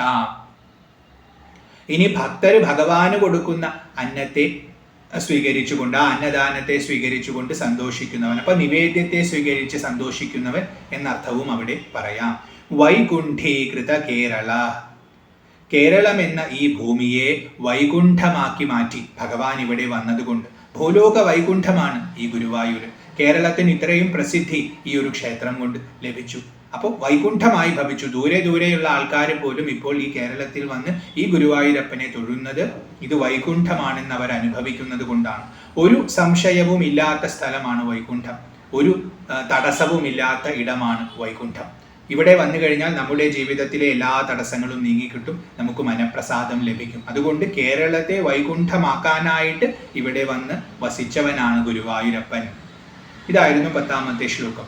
ഗാനവിദ്യാ പ്രദാതാച വേണുനാദ വിശാരദ ഭക്താന്നദാന സന്തുഷ്ട വൈകുണ്ഠീകൃത കേരള. തുടർന്ന് 11ാമത്തെ ശ്ലോകമാണ്. തുലാഭാരസമായാത ജനസർവാർത്ഥദായക പത്മമാലി പത്മനാഭ പത്മനേത്ര ശ്രിയഃപതി. തുലാഭാരസമായാത ജനസർവാർത്ഥദായക. ഭഗവാന്റെ വളരെ പ്രിയപ്പെട്ട ഒരു വഴിപാടാണ് തുലാഭാരം. തൻ്റെ ദേഹത്തിന് സമാനമായിട്ടുള്ള ദ്രവ്യത്തെ, തൻ്റെ ദേഹത്തിൻ്റെ ഭാരത്തിന് സമാനമായിട്ടുള്ള ദ്രവ്യത്തെ ഭഗവാന് അർപ്പിക്കുന്നതാണ്. അതുകൊണ്ടാണ് തുലാഭാരം എന്ന പേര് വന്നത്. അപ്പോൾ 2 തട്ടുണ്ടാവും. ഒരു തട്ടിൽ ഭക്തനിരിക്കും. എന്തെങ്കിലും ഒരു ദ്രവ്യം, അതെന്തുമാകാം, ഇളനീരോ അല്ലെങ്കിൽ വേറെ എന്തെങ്കിലും വസ്തുക്കളോ എന്തെങ്കിലും ഒന്ന് കൊടുക്കാമെന്ന് നേർന്നിട്ടുണ്ടെങ്കിൽ ആ വസ്തുവിൻ്റെ തൂക്കം അപ്പുറത്ത് നോക്കും. അപ്പോൾ തുല്യമായ തൂക്കമായി കഴിഞ്ഞാൽ അത് ഭഗവാന് സമർപ്പിക്കുക. ഇതാണ് തുലാഭാരം. ആ തുലാഭാര സമായാത ജന സർവാർത്ഥദായക. ഇവിടെ ഗുരുവായൂരിലേക്ക് വന്ന് വളരെയധികം ശ്രദ്ധയോടുകൂടി തുലാഭാരത്തെ ചെയ്യുന്ന ജനങ്ങളുടെ സർവാർത്ഥത്തെയും നൽകുന്നവനാണ് ഭഗവാൻ. അവരെന്താഗ്രഹിച്ചിട്ടാണോ ആ വഴിപാട് നടത്തുന്നത്, ആ ആഗ്രഹങ്ങളെ ഭഗവാൻ നടത്തി കൊടുക്കും. ഒന്നും ആഗ്രഹിക്കാതെ ചെയ്യുകയാണെങ്കിൽ അവർക്ക് എന്തെല്ലാമാണോ ആവശ്യം അത് മുഴുവൻ കൊടുക്കും. ഇത് രണ്ടിലും വ്യത്യാസമുണ്ട്. ഒരു കാര്യം വേണമെന്ന ഭാവത്തിൽ ചെയ്യുമ്പോൾ ആ കാര്യത്തെ മാത്രം കൊടുക്കും. ഒന്നും ആവശ്യപ്പെടാതെ ഭഗവാന് കൊടുക്കാൻ വേണ്ടി എന്ന ഭാവത്തിൽ ചെയ്യുമ്പോൾ പിന്നെ ഭഗവാൻ അവരുടെ എല്ലാ കാര്യങ്ങളും നോക്കി ചെയ്യും. അതുകൊണ്ട് തുലാഭാര സമായാത ജനസർവാർത്ഥദായക. പത്മമാലി, പത്മത്തിന്റെ മാലയെ ധരിച്ചവനാണ് ഭഗവാൻ. താമരയുടെ മാലയെ ധരിച്ചവനാണ്. അത് വളരെയധികം ഇഷ്ടപ്പെടുന്നവനാണ്. അതുകൊണ്ട് പത്മമാലി. പത്മനാഭ, ഭഗവാന്റെ നാഭിയിൽ നിന്നും ഒരു താമര വിരിഞ്ഞിട്ടുണ്ട്. ആ താമരയിലാണ് ലോകസ്രഷ്ടാവായ ബ്രഹ്മാവ് ഇരിക്കുന്നത്. അതുകൊണ്ട് പത്മനാഭ. പത്മനേത്ര, ഭഗവാന്റെ കണ്ണുകൾ നീണ്ടിട്ടാണ് ഇരിക്കുന്നത്. വളരെ ഭംഗിയുള്ള കണ്ണുകളാണ്. അത് ഏതിനോട് ഉപമിക്കാമെന്ന് ചോദിച്ചാൽ താമരയുടെ ദളത്തിന്റെ ആകൃതിയാണ്. താമരയുടെ ഇതളുപോലെ നീണ്ടിരിക്കുന്ന ആകൃതിയാണ്. അതുകൊണ്ട് പത്മനേത്ര. താമര ഏതുപോലെയാണോ ജലത്തിൽ നിന്നും ഉയർന്നു നിൽക്കുന്നത്, ജലസ്പർശം ഏൽക്കാതെ നിൽക്കുന്നത്, അതുപോലത്തെ നോട്ടമാണ് ഭഗവാന്. ലോകത്തിലുള്ളതെല്ലാം കാണും, പക്ഷെ ഒന്നിനോടും ഒട്ടലില്ല. അതുകൊണ്ട് പത്മനേത്ര ശ്രിയ പതി, ലക്ഷ്മിയുടെ പതിയാണ് ഭഗവാൻ. ലോകത്തിലുള്ള എല്ലാ ഐശ്വര്യവും ഭഗവാനിൽ നിന്നാണ് ഉദ്ഭവിക്കുന്നത്. ആ ഐശ്വര്യത്തിനൊരു രൂപം കൽപ്പിച്ചാൽ അതാണ് ശ്രീദേവി, അതായത് ലക്ഷ്മി ഭഗവതി. ആ ഭഗവതിയെ നമ്മൾ ഭഗവാന്റെ പത്നിയായിട്ട് സങ്കല്പിക്കുന്നു. ഭഗവാന്റെ ഐശ്വര്യം തന്നെയാണ് ശ്രീ. അതുകൊണ്ട് ശ്രിയ പതിയാണ് ഭഗവാൻ. ഇപ്പൊ ഭഗവാനെ ഉപാസിച്ചാൽ നമുക്ക് എല്ലാ ഐശ്വര്യങ്ങളും ലഭിക്കും. ഐശ്വര്യത്തിന്റെ പിറകെ പോകാതെ നമ്മൾ ഈശ്വരന്റെ പിറകെ പോകണം. ഈശ്വരൻ ഉണ്ടെങ്കിൽ ഐശ്വര്യം സ്വാഭാവികമായും സംജാതമാകും. അപ്പൊ അതുകൊണ്ട് ശ്രിയപതി എന്ന് വിളിച്ചിരിക്കുന്നു. തുലാഭാരസമായാത ജനസർവാർത്ഥദായക പത്മമാലി പത്മനാഭ പത്മനേത്ര ശ്രിയപതി. അടുത്തത് 12ാമത്തെ ശ്ലോകമാണ്. പാദനിസൃതഗാംഗോദ പുണ്യശാലി പ്രപൂജിത തുളസീദാമ സന്തുഷ്ട വിൽവമംഗള പൂജിത. പാദനിസൃത ഗാംഗോദ, പാദത്തിൽ നിന്നും ഒഴുകി വന്നിട്ടുള്ള ഗംഗാജലത്തോടു കൂടിയവൻ. പണ്ട് ഭഗവാൻ വാമനമൂർത്തിയായിട്ട് അവതരിച്ച സമയത്ത് 2 അടി കൊണ്ട് 3 ലോകത്തെയും അളന്നു. അപ്പൊ ആ സമയത്ത് വലിയ ആകൃതി എടുത്ത്, ആദ്യം ഒരു കുട്ടിയുടെ ചെറിയൊരു ആകൃതി, വട്ടുവിന്റെ ആകൃതിയിലാണ് വന്നതെങ്കിൽ മഹാബലിയിൽ നിന്നും 3 അടി മണ്ണ് യാചിച്ചു. അത് കൊടുത്ത സമയത്ത് ആദ്യത്തെ അടി കൊണ്ട് ഭൂമിയെയും 2ാമത്തെ അടി കൊണ്ട് മുകളിലുള്ള 2 ലോകങ്ങളെയും, അങ്ങനെ 3 ലോകങ്ങളെയും അളക്കുന്ന ഭാവത്തിൽ ഭഗവാൻ വളർന്നു. അങ്ങനെ വളർന്ന സമയത്ത് ഭഗവാന്റെ പാദം ബ്രഹ്മാവിന്റെ ലോകത്തെത്തിയിരുന്നു. ഭഗവാന്റെ പാദങ്ങളാണെന്ന് മനസ്സിലാക്കിയപ്പോൾ ബ്രഹ്മാവ് തന്റെ കമണ്ഡലുവിലെ ജലമെടുത്ത് ഭഗവാന്റെ പാദം അഭിഷേകം ചെയ്തു, കഴുകി കൊടുത്തു എന്നാണ് പറയുന്നത്. അങ്ങനെ കഴുകിയ ജലം ലോകത്തെ മുഴുവൻ പവിത്രീകരിക്കാനുള്ള ശക്തിയെ ആർജിച്ചു. അതങ്ങനെ ആകാശത്തിലൂടെ പ്രവഹിച്ചു. അതാണ് ആകാശഗംഗ. പിന്നീട് ഭഗീരഥൻ തന്റെ പൂർവികർക്ക് മോക്ഷം കൊടുക്കാനായിട്ട് തപസ്സിരുന്നു കൊണ്ട് ആ ഗംഗയെ ഭൂമിയിലേക്ക് കൊണ്ടുവന്നു. അത് ഭൂമിയിൽ വന്ന് പതിക്കുമ്പോൾ അത് ഭൂമിക്ക് താങ്ങാൻ പറ്റില്ല എന്ന് മനസ്സിലാക്കി മഹാദേവനെ ഭഗീരഥൻ ഉപാസിച്ചു. എന്നിട്ട് മഹാദേവന്റെ അനുഗ്രഹം ലഭിച്ചപ്പോൾ മഹാദേവൻ അത് സ്വീകരിച്ചു. അങ്ങനെ അവനോടുള്ള കരുണ കൊണ്ട് മഹാദേവൻ അത് സ്വീകരിച്ച് തന്റെ ജടയിൽ നിർത്തി, ജടയിൽ നിന്നും അത് മോചിപ്പിച്ച് ലോകമംഗളാർത്ഥം പ്രവഹിപ്പിച്ചു. അതാണ് ഗംഗാനദി. അപ്പോൾ ഭഗവാന്റെ പാദത്തിൽ നിന്നും നിസൃതമായിട്ടുള്ള ജലമാണ് ഗംഗാജലമായിട്ട് ഇന്ന് അറിയപ്പെടുന്നത്. അതുകൊണ്ട് പാദനിസൃത ഗാംഗോദ. പുണ്യശാലി പ്രപൂജിത, പുണ്യശാലികളാൽ നന്നായി പൂജിക്കപ്പെടുന്നവനാണ് ഭഗവാൻ. ഇപ്പൊ ഇന്നും ഭഗവാന്റെ പാദങ്ങളിൽ നമ്മൾ അഭിഷേകം നടത്തുമ്പോൾ ആ ജലം ഗംഗയ്ക്ക് സമാനമാണെന്നുള്ള അർത്ഥവും ആ പാദനിസൃത ഗാംഗോദ ശബ്ദത്തിനുണ്ട്. ഭഗവാനെ അഭിഷേകം ചെയ്ത ജലം എല്ലാ കാലത്തും ഗംഗാതുല്യമാണ്. അതൊന്ന് ശിരസിൽ തളിച്ചാൽ നമ്മൾ ചെയ്തിട്ടുള്ള എല്ലാ പാപങ്ങളും തീരും. ഭഗവാനെ പൂജിക്കണമെങ്കിൽ നമുക്ക് അത്രയും പുണ്യമുണ്ടാകണം. കാരണം ഭഗവാനാണ് പരമസൗഭാഗ്യം. പരംധാമം എന്ന് ഭഗവാനെ വിളിച്ചു. മനുഷ്യന്റെ ഏറ്റവും അവസാനത്തെ ലക്ഷ്യം ഭഗവാനാണ്. അപ്പൊ ഭഗവാന്റെ അടുത്ത് എത്തണമെങ്കിൽ തന്നെ നല്ല പുണ്യം ഉണ്ടാവണം. അതുകൊണ്ടാണ് പുണ്യശാലി പ്രപൂജിത, പുണ്യശാലികളാൽ നന്നായി പൂജിക്കപ്പെടുന്നവൻ. ഭഗവാനെ പലരും പൂജിക്കാൻ ശ്രമിക്കും. പുണ്യമുണ്ടെങ്കിൽ മാത്രമേ അതിനുള്ള ശ്രമം പോലും നടക്കൂ. അതിൽ നല്ല പുണ്യമുള്ള ആൾക്കാർക്ക് മാത്രമേ നല്ല രീതിയിൽ ഭഗവാനെ ഉപാസിക്കാൻ പറ്റൂ. അപ്പൊ പല രീതിയിൽ ഉപാസിക്കാം. തെറ്റായ രീതിയിൽ ഉപാസിക്കുമ്പോൾ നമുക്ക് കിട്ടുന്ന ഫലം അത്രയും ചെറുതായിരിക്കും. അപ്പൊ ശരിയായ രീതിയിലുള്ള ഉപാസന നടത്തണമെങ്കിൽ നമ്മൾ പുണ്യശാലികളായിരിക്കണം. പുണ്യമാർജിച്ചാൽ ഭഗവാനെ നന്നായി പൂജിക്കാൻ പറ്റുമെന്ന ഒരർത്ഥം അവിടെയുണ്ട്. പുണ്യശാലി പ്രപൂജിത, ഭഗവാനെ പൂജിക്കുന്നവരൊക്കെ പുണ്യശാലികളാണെന്ന അർത്ഥവും അവിടെയുണ്ട്. തുളസീദാമ സന്തുഷ്ട, തുളസി ഇല കൊണ്ടുണ്ടാക്കിയിട്ടുള്ള മാലയെ അണിയുന്നതിൽ വളരെയധികം സന്തോഷിക്കുന്നവനാണ്. ഭഗവാന് തുളസി എന്ന് പറഞ്ഞാൽ വളരെയധികം ഇഷ്ടമാണ്. വളരെ ഔഷധ ഗുണമുള്ള പുണ്യപ്രദായകമായ ഒരു ഇലയാണ് തുളസി. സയന്റിഫിക്കായി തന്നെ അതിന് ഒരുപാട് ഗുണങ്ങളുണ്ട്. അതുകൊണ്ട് ഭഗവാൻ അത് വളരെയധികം ഇഷ്ടമാണ്. വൃന്ദാവനം, വൃന്ദ എന്ന് പറഞ്ഞാൽ തുളസിയാണ്. ഭഗവാൻ ലീലയാടിയത് വൃന്ദാവനത്തിലാണ്. ഭഗവാന് തുളസി അത്രയും ഇഷ്ടമാണ്. അപ്പൊ തുളസിയുടെ മാല ധരിച്ചാൽ വളരെയധികം സന്തോഷിക്കുന്നവർ. അപ്പൊ വിലപിടിപ്പുള്ള മാലകൾ കൊടുക്കുന്നതിനേക്കാൾ തുളസി മാലയെ കൊടുത്താലാണ് ഭഗവാൻ സന്തോഷിക്കുക. തുളസീദാമ സന്തുഷ്ട വിൽവമംഗള പൂജിത, വിൽവമംഗള സ്വാമിയാരാൽ പൂജിക്കപ്പെടുന്നവനാണ് ഭഗവാൻ. വിൽവമംഗള സ്വാമി ഭഗവാനെ നേരിട്ട് കണ്ട മഹാത്മാവാണ്. അദ്ദേഹം ഭഗവാനെ എന്നും പൂജിച്ചിരുന്നു. അതുകൊണ്ട് വിൽവമംഗള പൂജിത. ഇതായിരുന്നു 12ാമത്തെ ശ്ലോകം. പാദനിസൃത ഗാംഗോദ പുണ്യശാലി പ്രപൂജിത തുളസീദാമ സന്തുഷ്ട വിൽവമംഗല പൂജിത. ശ്രീകൃഷ്ണ കർണാമൃതമൊക്കെ രചിച്ചിട്ടുള്ളത് വിൽവമംഗല സ്വാമിയാണ്. ആ പേരിൽ ഒന്നിലധികം ആൾക്കാരുണ്ട്. അവരെല്ലാം തന്നെ പരമഭക്തരായിരുന്നു. അതുകൊണ്ട് അവരാലെല്ലാം പൂജിക്കപ്പെട്ടവൻ എന്നർത്ഥവും എടുക്കാം. അടുത്തത് 13ാമത്തെ ശ്ലോകമാണ്. പൂന്താന വിപ്രസംദൃഷ്ട ദിവ്യമംഗള വിഗ്രഹ പാവന പരമോധാത പുത്രപൗത്ര പ്രദായക. പൂന്താന വിപ്രസംദൃഷ്ട ദിവ്യമംഗള വിഗ്രഹ. പൂന്താന വിപ്ര, പൂന്താനം എന്ന് പറയുന്ന തിരുമേനി, പൂന്താനമില്ലത്തെ തിരുമേനി, അദ്ദേഹം സംദൃഷ്ട നന്നായി കണ്ടു. ആരെ? ദിവ്യമംഗള വിഗ്രഹ, അങ്ങയുടെ വിഗ്രഹത്തെ. ദിവ്യവും മംഗളവുമായിരിക്കുന്ന അങ്ങയുടെ രൂപത്തെ പൂന്താനം നേരിട്ട് കണ്ടു. അങ്ങനത്തെ വിഗ്രഹത്തോടു കൂടിയവനാണ്. അതായത് പൂന്താനം ഗുരുവായൂരിൽ വന്ന് ഭഗവാനെ ദർശിച്ചിട്ടുണ്ട്. അങ്ങയുടെ വിഗ്രഹം ദിവ്യവുമാണ് മംഗളവുമാണെന്ന് പൂന്താനം മനസ്സിലാക്കി അങ്ങനത്തെ ദേഹത്തോടു കൂടിയവൻ. പൂന്താനം നേരിട്ട് തന്നെ ഭഗവാനെ ദർശിച്ചിട്ടുണ്ട്. അങ്ങനത്തെ രൂപത്തോടു കൂടിയവൻ. പൂന്താന വിപ്രസംദൃഷ്ട ദിവ്യമംഗള വിഗ്രഹ. ഭഗവാനോട് വളരെയധികം ഭക്തി ഉണ്ടായിരുന്നു പൂന്താനത്തിന്. അവസാന കാലത്തൊക്കെ ഇവിടെ വരാൻ പറ്റുന്നില്ല എന്ന അവസ്ഥയായപ്പോൾ തൻ്റെ അടുത്ത് തന്നെ വരാമെന്ന് പറഞ്ഞ് പൂന്താനത്തിൻ്റെ ഇല്ലത്തിൻ്റെ അടുത്ത് തന്നെ ഭഗവാൻ ആവിർഭവിച്ചുവെന്നും അവിടെ ഒരു ക്ഷേത്രം പണിതു എന്നാണ് പറയപ്പെടുന്നത്. പിന്നീട് അവിടെയാണ് പൂന്താനം ഉപാസിച്ചതെന്ന് പറയുന്നു. അത്രയും കരുണയായിരുന്നു പൂന്താനത്തോട്.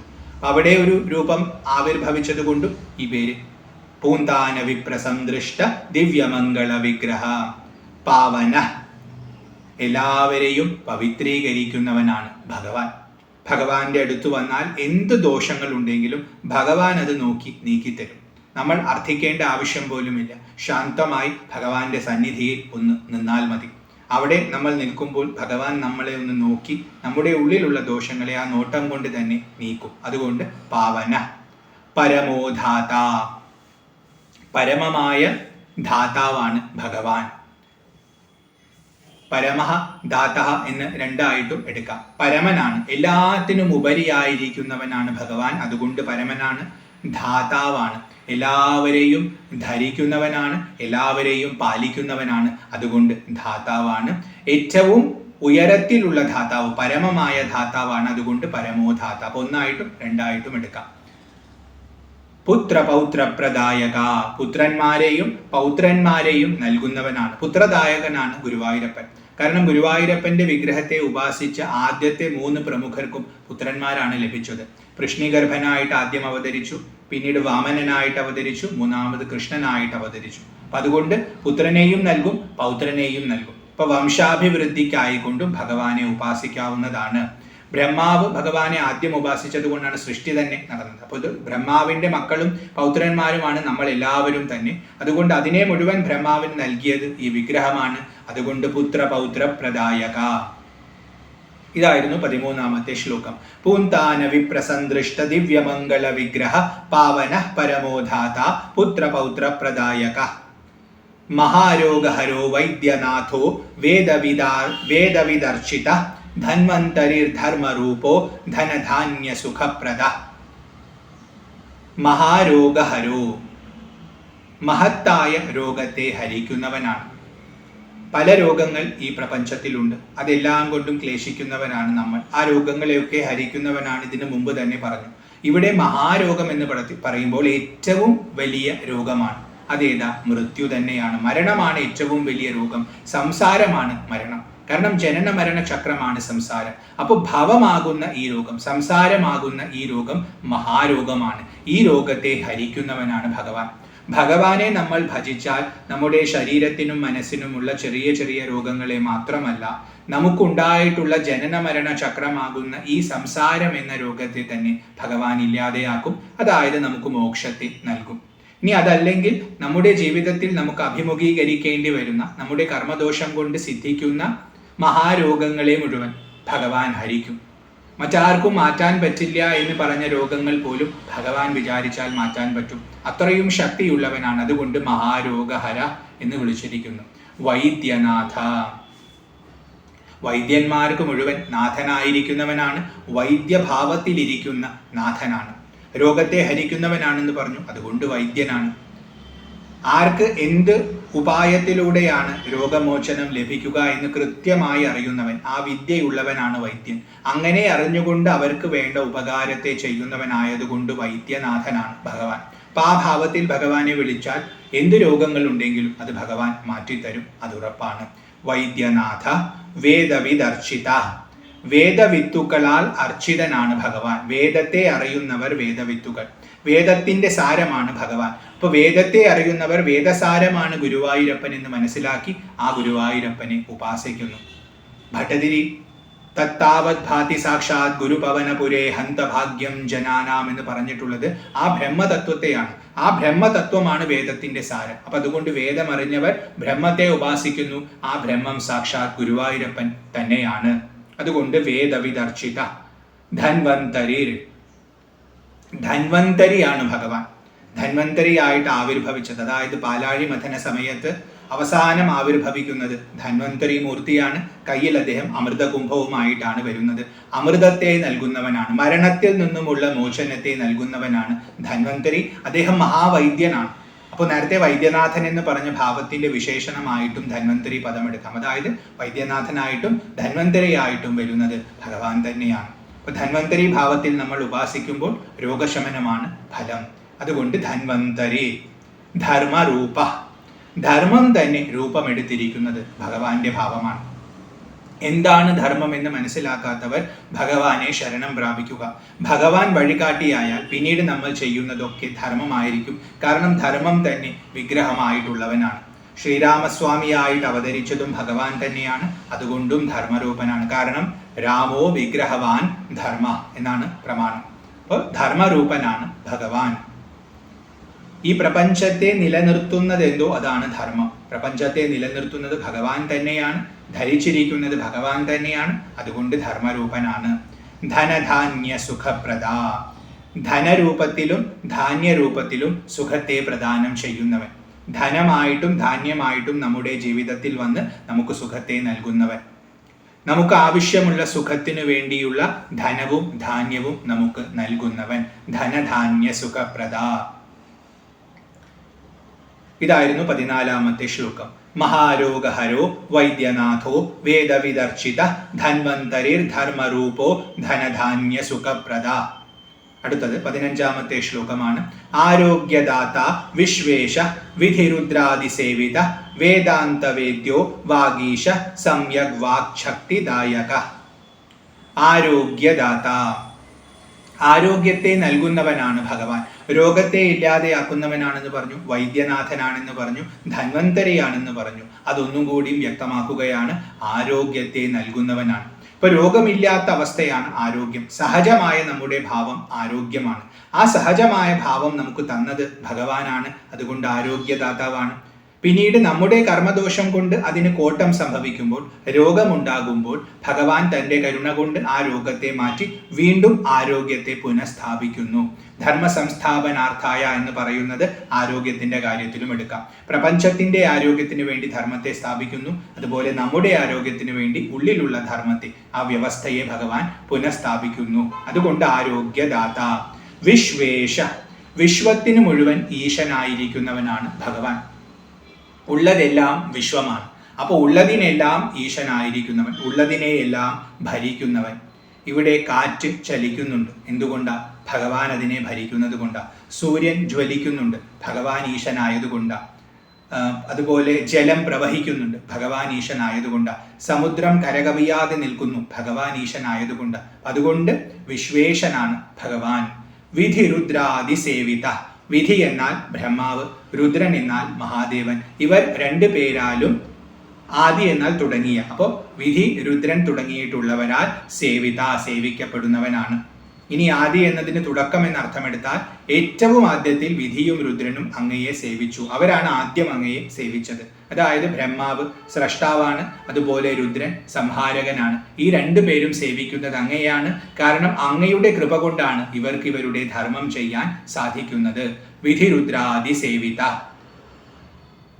ഇനി ഗുരുവായൂരപ്പന്റെ വിഗ്രഹം എടുത്തു നോക്കിയാലും ഗുരുവായൂരപ്പന്റെ വിഗ്രഹത്തെ ബ്രഹ്മാവ് പൂജിച്ചിട്ടുണ്ട്. ആ വിഗ്രഹത്തെ ഇവിടെ പ്രതിഷ്ഠിച്ചിട്ടുള്ളത് സാക്ഷാത് ശ്രീരുദ്രനാണ്, മഹാദേവനാണ്. അതായത് ഗുരുവും വായുവും കൊണ്ടുവന്ന് കൊടുത്ത വിഗ്രഹത്തെ അമ്മ ഇരുന്ന പീഠത്തിൽ, ഇടത്തരികത്ത് കാവിലേക്ക് മാറിയിരുന്ന ആ അമ്മ ഇരുന്ന പീഠത്തിൽ ഭഗവാൻ പ്രതിഷ്ഠിച്ചു. മഹാരുദ്രൻ തന്നെ പ്രതിഷ്ഠിച്ചു. എന്നിട്ട് ആദ്യത്തെ പൂജ ഭഗവാന്റെ വകയാണെന്നാണ് പറയുക. അതുകൊണ്ട് രുദ്രനാൽ സേവിതനാണ്. അപ്പൊ ബ്രഹ്മാവും രുദ്രനും തുടങ്ങിയിട്ടുള്ളവർ, പിന്നീട് ഒരുപാട് ദേവന്മാർ വന്ന് ഇവിടെ ഭഗവാനെ പൂജിക്കുന്നുണ്ട്. അതുകൊണ്ട് വിധി രുദ്രാദി സേവിത. അങ്ങനെ ഭഗവാനെ പൂജിച്ച ആ രുദ്രൻ പിന്നീട് കുറച്ച് മാറി അപ്പുറത്തേക്ക് ഇരുന്നു, ഈ സ്ഥലത്തിന്റെ പവിത്രത കാത്തു സൂക്ഷിക്കാൻ. അങ്ങനെ ഇരുന്ന അദ്ദേഹത്തിന്റെ മഹിമയുടെ ഊരായ സ്ഥലമാണ് ഇന്ന് മമ്മിയൂർ എന്ന പേരിൽ അറിയപ്പെടുന്നത്. മമ്മിയൂരപ്പനായിട്ടിരിക്കുന്നത് ആ ഭഗവാൻ രുദ്രനാണ്. അതുകൊണ്ട് വിധി രുദ്രാദി സേവിത. വേദാന്ത വേദ്യ, വേദാന്തത്താൽ അറിയപ്പെടുന്നവൻ. വേദത്തിന്റെ അവസാന ഭാഗത്ത് വരുന്നത് കൊണ്ട് ഉപനിഷത്തുകൾക്ക് വേദാന്തം എന്ന പേര്. ആ വേദാന്തത്തിന്റെ സാരം ഭഗവാൻ തന്നെയാണ്, ബ്രഹ്മമാണ്. അതുകൊണ്ട് വേദാന്തത്താൽ അറിയപ്പെടുന്നവൻ. വേദം എന്നാൽ അറിവെന്ന അർത്ഥമുണ്ട്. അറിയുക എന്ന് പറയുമ്പോൾ അവിടെ മൂന്നുണ്ട്: അറിയുന്നവൻ, അറിയപ്പെടുന്ന വസ്തു, അറിവ്. അപ്പോൾ വേദം അവസാനിക്കുമ്പോൾ ഈ അറിയുന്നവനും അറിയപ്പെടുന്ന വസ്തുവും എന്നുള്ള ദ്വൈതം ഇല്ലാതെയായി, ത്രിപുടി നാശമുണ്ടായി. അങ്ങനെയുള്ള ഭാവത്തിൽ ഒന്ന് മാത്രമേ ഉള്ളൂ. അതെന്താ? അത് ഭഗവാനാണ്. അപ്പൊ അതുകൊണ്ടും വേദാന്ത വേദ്യ, ആ ഭാവത്തിൽ മാത്രം അറിയപ്പെടുന്നവൻ. വാഗീശ, വാക്കിന്റെ ഈശനാണ്. വാഗീശൻ എന്നുള്ളത് ബ്രഹ്മാവിന്റെ പേരാണ്. അപ്പൊ ബ്രഹ്മാവായിട്ട് ശോഭിക്കുന്നത് ഭഗവാനാണ്. പിന്നെ വാക്കിന്റെ ഈശനും ഭഗവാൻ ഗുരുവായൂരപ്പനാണ്. നമുക്ക് വാക്കിനെ നൽകുന്നത് ഭഗവാനാണ്. അതുകൊണ്ട് വാഗീശ. സംയക് വാക് ശക്തിദായക, നേരത്തെ പറഞ്ഞ പദത്തിനെ ഒന്നുകൂടി വിപുലീകരിക്കുകയാണ്. സമ്യക്കായിട്ടുള്ള വാക് ശക്തിയെ നൽകുന്നവനാണ് ഭഗവാൻ. ഭഗവാനെ ഉപാസിക്കാൻ ഏറ്റവും നല്ല വഴി ഭഗവാന്റെ നാമം ജപിക്കുകയോ ഭഗവാന്റെ സ്തോത്രം കീർത്തിക്കുകയോ ആണ്. അത് ചെയ്യണമെങ്കിൽ വാക്ശക്തി വേണം. ആ വാക്ശക്തിയെ നമുക്ക് എവിടുന്ന് കിട്ടും? ഭഗവാനിൽ നിന്ന് തന്നെ കിട്ടും. ഇപ്പൊ ധ്രുവന്റെ കഥ എല്ലാവരും കേട്ടിട്ടുണ്ടാവും. ധ്രുവൻ ഭഗവാനെ ഉപാസിച്ചു, ഭഗവാന്റെ ദർശനം ലഭിച്ചു. ഭഗവാനെ കണ്ട് ഭഗവാന്റെ മഹിമ ഇങ്ങനെ ഉള്ളിൽ നിറയുകയാണ്, പരമാനന്ദം നിറയുകയാണ്. പക്ഷെ വാക്കില്ല, ഭഗവാനെ സ്തുതിക്കാനൊന്നും പറ്റുന്നില്ല, കൊച്ചുകുട്ടിയാണ്. ആ സമയത്ത് ഭഗവാൻ തന്റെ ശംഖ് കൊണ്ട് ആ കുട്ടിയുടെ കവിളിൽ ഒന്ന് തൊടുന്നു. ആ തൊട്ട മാത്രയിൽ അവന്റെ വാക്ശക്തി ഉണരുകയും അവൻ ഭഗവാനെ സ്തുതിക്കുകയും ചെയ്യുന്നുണ്ട്. യോന്ത പ്രവിശ്യ മമ വാചമിമാം പ്രസുപ്താം സഞ്ജീവയത്യഖില ശക്തിധരസ്വധാംന എന്ന് പറഞ്ഞുകൊണ്ടുള്ള ഗംഭീരമായ സ്തുതി ധ്രുവൻ പറയുന്നുണ്ട്. അത് ഭഗവാൻ ഉണർത്തിയ വാക്ശക്തി കൊണ്ട് സംഭവിച്ചതാണ്. അതുകൊണ്ട് സമ്യക് വാക്ശക്തിദായക. നാരായണ ഭട്ടതിരി, പൂന്താനം, ഇവരൊക്കെ ഭഗവാനെ സ്തുതിച്ചിട്ടുണ്ട്. അവർക്കൊക്കെ അതിന് സാധിച്ചത് ഭഗവാന്റെ കരുണ കൊണ്ടാണ്. ഭഗവാനെ കുറിച്ച് ആര് എവിടെ എന്തു പറഞ്ഞാലും അത് ഭഗവാന്റെ കരുണ കൊണ്ടാണെന്ന് മനസ്സിലാക്കണം. ഭഗവാൻ വിചാരിക്കാതെ ഭഗവാനെ കുറിച്ച് പറയാൻ പറ്റില്ല. അപ്പോൾ വാക്കിന്റെ ശക്തിയെ നൽകുന്നവൻ ഭഗവാനാണ്. അത് നല്ല രീതിയിൽ നൽകും, സമയാസമയങ്ങളിൽ നൽകും. അതുകൊണ്ട് സമ്യക് വാക്ശക്തി ദായക. ഇതായിരുന്നു 15ാമത്തെ ശ്ലോകം. ആരോഗ്യദാത വിശ്വേശ വിധിരുദ്രാദി സേവിത വേദാന്ത വേദ്യോ വാഗീശ സമ്യക് വാക്ശക്തിദായക. തുടർന്ന് 16ാമത്തെ ശ്ലോകമാണ്. മന്ത്രമൂർത്തിർ വേദമൂർത്തി തേജോമൂർത്തി സ്തുതിപ്രിയ പൂർവപുണ്യവതാരാധ്യ മഹാലാഭകരോ മഹാൻ. മന്ത്രമൂർത്തി, മന്ത്രം തന്നെ സ്വരൂപമായിരിക്കുന്നവനാണ് ഭഗവാൻ. മനനം ചെയ്യുന്നവനെ രക്ഷിക്കുന്നതാണ് മന്ത്രം. അപ്പോൾ നമ്മൾ ജപിക്കുന്ന ഓരോ മന്ത്രവും ഭഗവാൻ തന്നെയാണ്. കാരണം വാക്കിന്റെ ഈശനാണെന്ന് പറഞ്ഞു, സമ്യക്കായിട്ട് വാക്ശക്തിയെ നൽകുന്നവനാണെന്നും പറഞ്ഞു. അതുകൊണ്ട് മന്ത്രസ്വരൂപനാണ്. ഭഗവാന്റെ മൂർത്തി മന്ത്രമാണ്. കാരണം ഭഗവാന്റെ മൂർത്തിയെ നമ്മൾ ആശ്രയിച്ചാൽ, ആ രൂപത്തെ നമ്മൾ ധ്യാനിച്ചാൽ, മനനം ചെയ്താൽ നമുക്ക് രക്ഷ ഭഗവാൻ നൽകും. അതുകൊണ്ട് മന്ത്രമൂർത്തി. വേദമൂർത്തി, വേദം എന്ന് പറയുന്നത് സനാതന ധർമ്മത്തിന്റെ ആധാരമാണ്. അതിനെ ആശ്രയിച്ചിട്ടാണ് ഈ ധർമ്മം നിലനിൽക്കുന്നത്. ആ വേദമായിട്ട് ആവിർഭവിച്ചത് ഭഗവാൻ തന്നെയാണ്. അതുകൊണ്ട് വേദമൂർത്തി. അറിവ് തന്നെ സ്വരൂപമായിട്ടുള്ളവൻ വേദമൂർത്തി. തേജോമൂർത്തി, വളരെയധികം തേജസ്സുള്ള മൂർത്തിയോട് കൂടിയവൻ. ഭഗവാന് നല്ല കാന്തിയാണ്. ഭഗവാനെ ധ്യാനിക്കുന്ന സമയത്ത് 1000 സൂര്യന്റെ കാന്തിയോടൊത്തവൻ എന്നാണ് പറയുക. ദിവ്യസൂര്യ സഹസ്രസ്യ എന്ന് പറഞ്ഞ ആ വിശ്വരൂപ ദർശന സമയത്തൊക്കെ വർണ്ണിക്കുന്നുണ്ട്. അത്രയും തേജസ്സാണ് ഭഗവാൻ. അതുകൊണ്ട് തേജോമൂർത്തി. എല്ലാ പ്രകാശത്തിൻ്റെയും ഉറവിടമാണ്. അതുകൊണ്ട് തേജോമൂർത്തി. സ്തുതിപ്രിയ, സ്തുതിയാൽ വളരെയധികം പ്രിയമുള്ളവൻ. അതായത് സ്തുതിക്കപ്പെടുന്നത് ഇഷ്ടപ്പെടുന്നവനാണ് ഭഗവാൻ. അതെന്തുകൊണ്ട് അങ്ങനെ? സ്തുതിക്കുന്ന സമയത്ത് നമ്മുടെ മനസ്സ് ഭഗവാനിൽ ലയിക്കും. അപ്പൊ നമുക്ക് നമ്മുടെ അഹങ്കാരം, അതിൽ നിന്നും ഉണ്ടാകുന്ന മമത്വം, ഇതെല്ലാം ഇല്ലാതെയായി പരിശുദ്ധി ഉണ്ടാവും. അവിടെ ഭഗവാന് നന്നായി പ്രകാശിക്കാൻ പറ്റും. ഭഗവാൻ നന്നായി പ്രകാശിച്ചാൽ എല്ലാ മംഗളങ്ങളും നമുക്ക് ലഭിക്കും. അപ്പൊ അതുകൊണ്ട് നമുക്ക് ക്ഷേമം ഉണ്ടാകുന്നു, ഭക്തർക്ക് ഗുണമുണ്ടാകുന്നു എന്നോർത്ത് സ്തുതിയിൽ സന്തോഷിക്കുന്നവനാണ്. അല്ലാതെ തന്നെ പുകഴ്ത്തുന്നത് കേൾക്കാൻ ഇഷ്ടമുണ്ടായിട്ടല്ല, ഭക്തരുടെ മംഗളത്തിനു വേണ്ടി സ്തുതിപ്രിയ. അപ്പൊ പരമാവധി ഭക്തര് ഭഗവാനെ സ്തുതിക്കണം.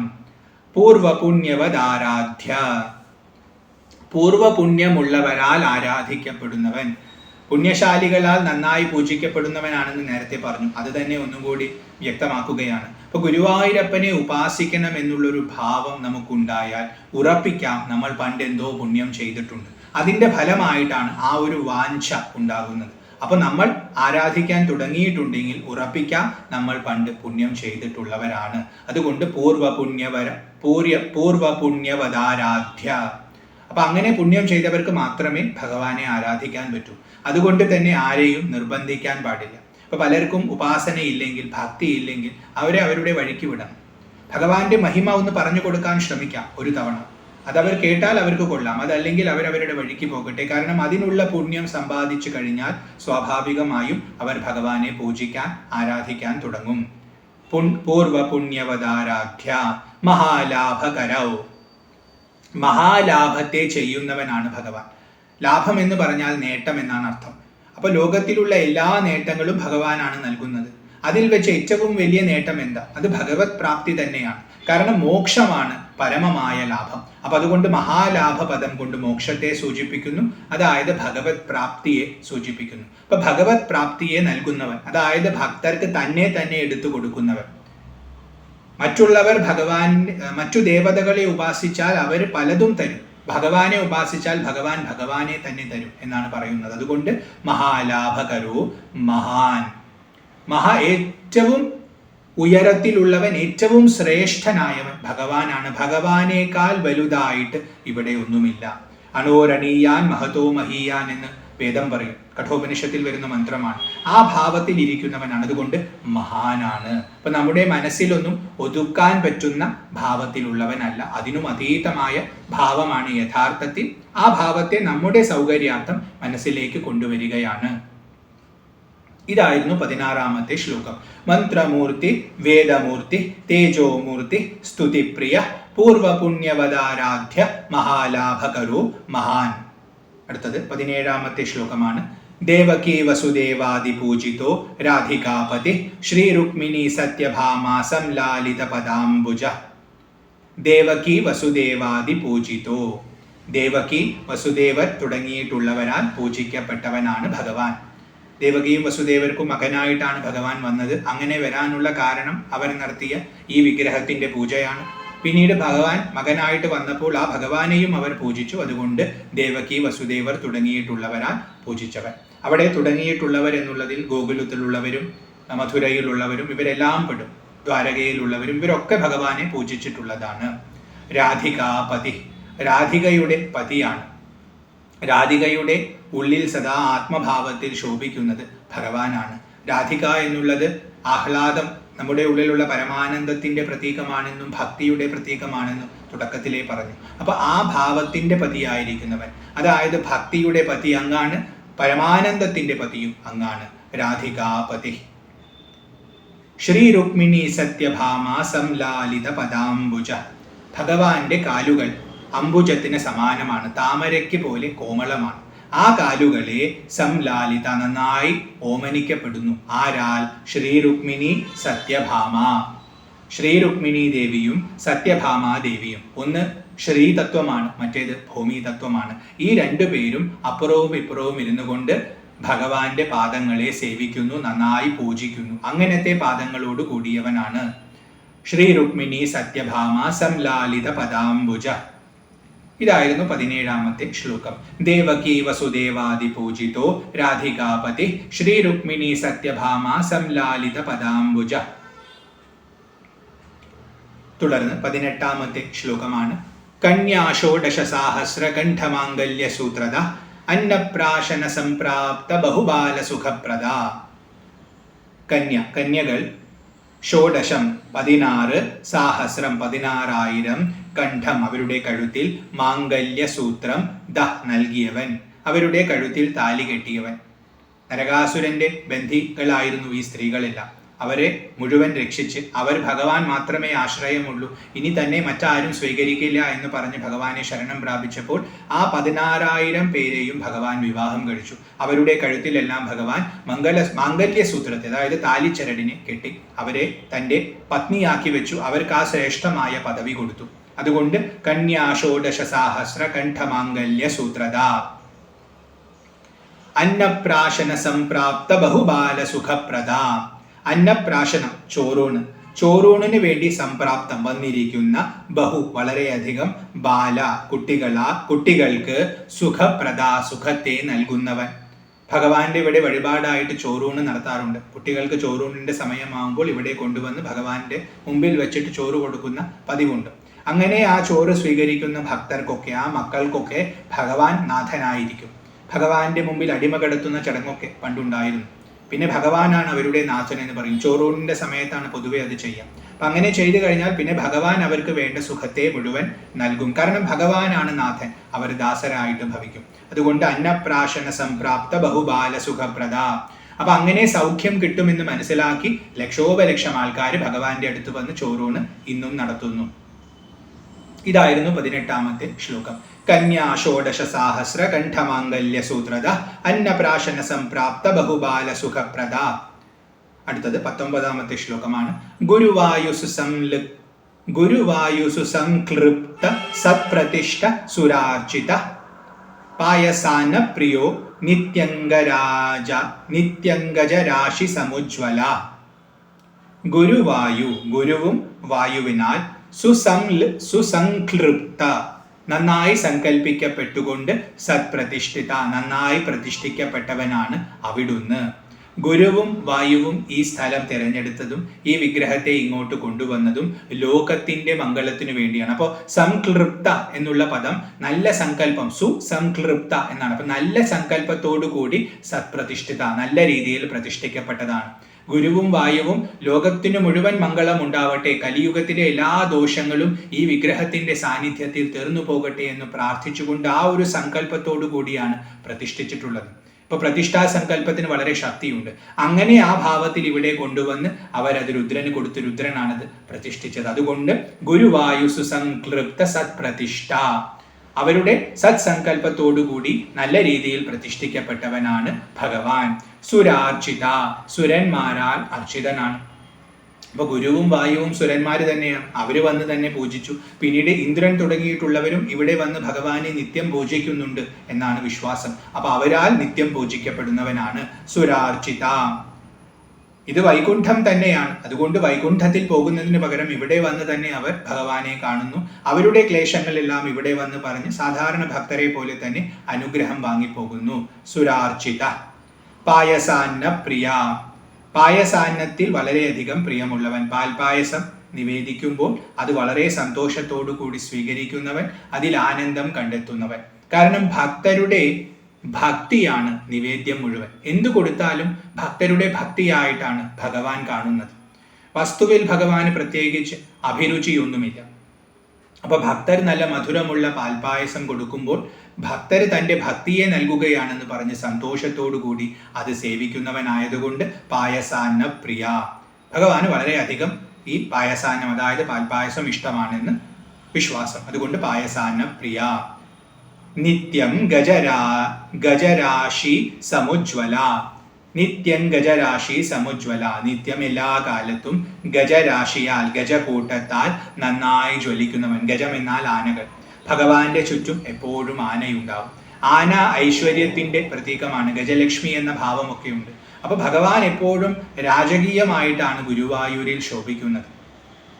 അതായത് ചക്രവർത്തിയായിട്ടാണ് ഇരിക്കുന്നത്. ഇപ്പോ കോക സന്ദേശത്തെ കുറിച്ച് നമ്മൾ ഇതിനു മുമ്പ് ചിന്തിച്ചിട്ടുണ്ട്. അവിടെ ഭഗവാന്റെ ആ ഒരു ഭാവം വർണ്ണിക്കുമ്പോൾ തന്നെ അവിടെ ആനകളുടെ സാന്നിധ്യമൊക്കെ പറയുന്നുണ്ട്. അപ്പൊ അത്രയും ചക്രവർത്തിയായിട്ടാണ് ഭഗവാൻ അന്നേ ഇരിക്കുന്നത്. 14ാം നൂറ്റാണ്ടിലോ മറ്റേ എഴുതിയിട്ടുള്ള കൃതിയാണ് കോക സന്ദേശം. അപ്പൊ അതിൽ തന്നെ അങ്ങനെയാണ് ഭഗവാനെ പറയുന്നത്. അപ്പൊ ആ ഭാവത്തിൽ ശോഭിക്കുന്നവനാണ്. ഇന്നും ഭഗവാന് ചുറ്റും ആനകളുണ്ട്. ഇന്ന് ആനകൾക്കായിട്ട് പ്രത്യേകം ഒരു ഇടമുണ്ട്, അവിടെ ആനകൾ പാലിക്കപ്പെടുന്നു. കാരണം ഭഗവാൻ രാജരാജേശ്വരനാണ്, ലോക ചക്രവർത്തിയാണ്. അതുകൊണ്ട് നിത്യംഗജരാശി സമുജ്വല, അപ്പൊ അവര് ചുറ്റുമുള്ളത് കൊണ്ട് അങ്ങനെ ശോഭിക്കുന്നവനാണ് ഭഗവാൻ. ഇതായിരുന്നു 19ാമത്തെ ശ്ലോകം. ഗുരുവായുസ് സംക്ലൃപ്ത സത്പ്രതിഷ്ഠ സുരാർച്ചിത പായസാന്ന പ്രിയോ നിത്യംഗജരാശി സമുജ്വല. അടുത്തത് 20ാമത്തെ ശ്ലോകമാണ്.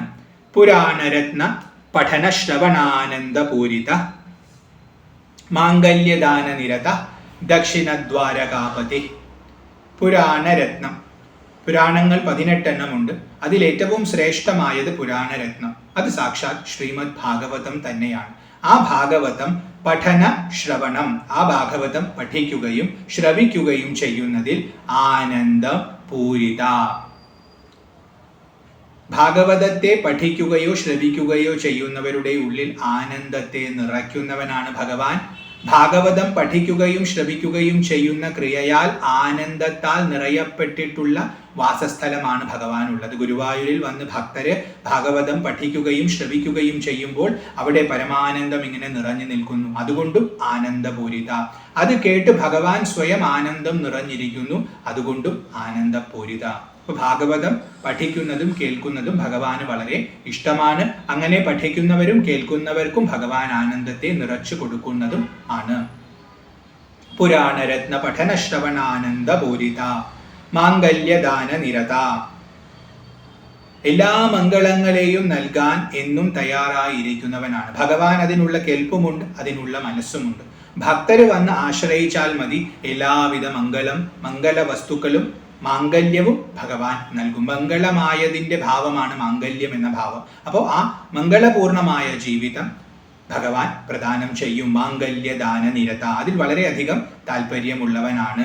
ദക്ഷിണദ്വാരകാപതി. ദക്ഷിണ ദ്വാരക എന്നറിയപ്പെടുന്നത് ഗുരുവായൂരാണ്.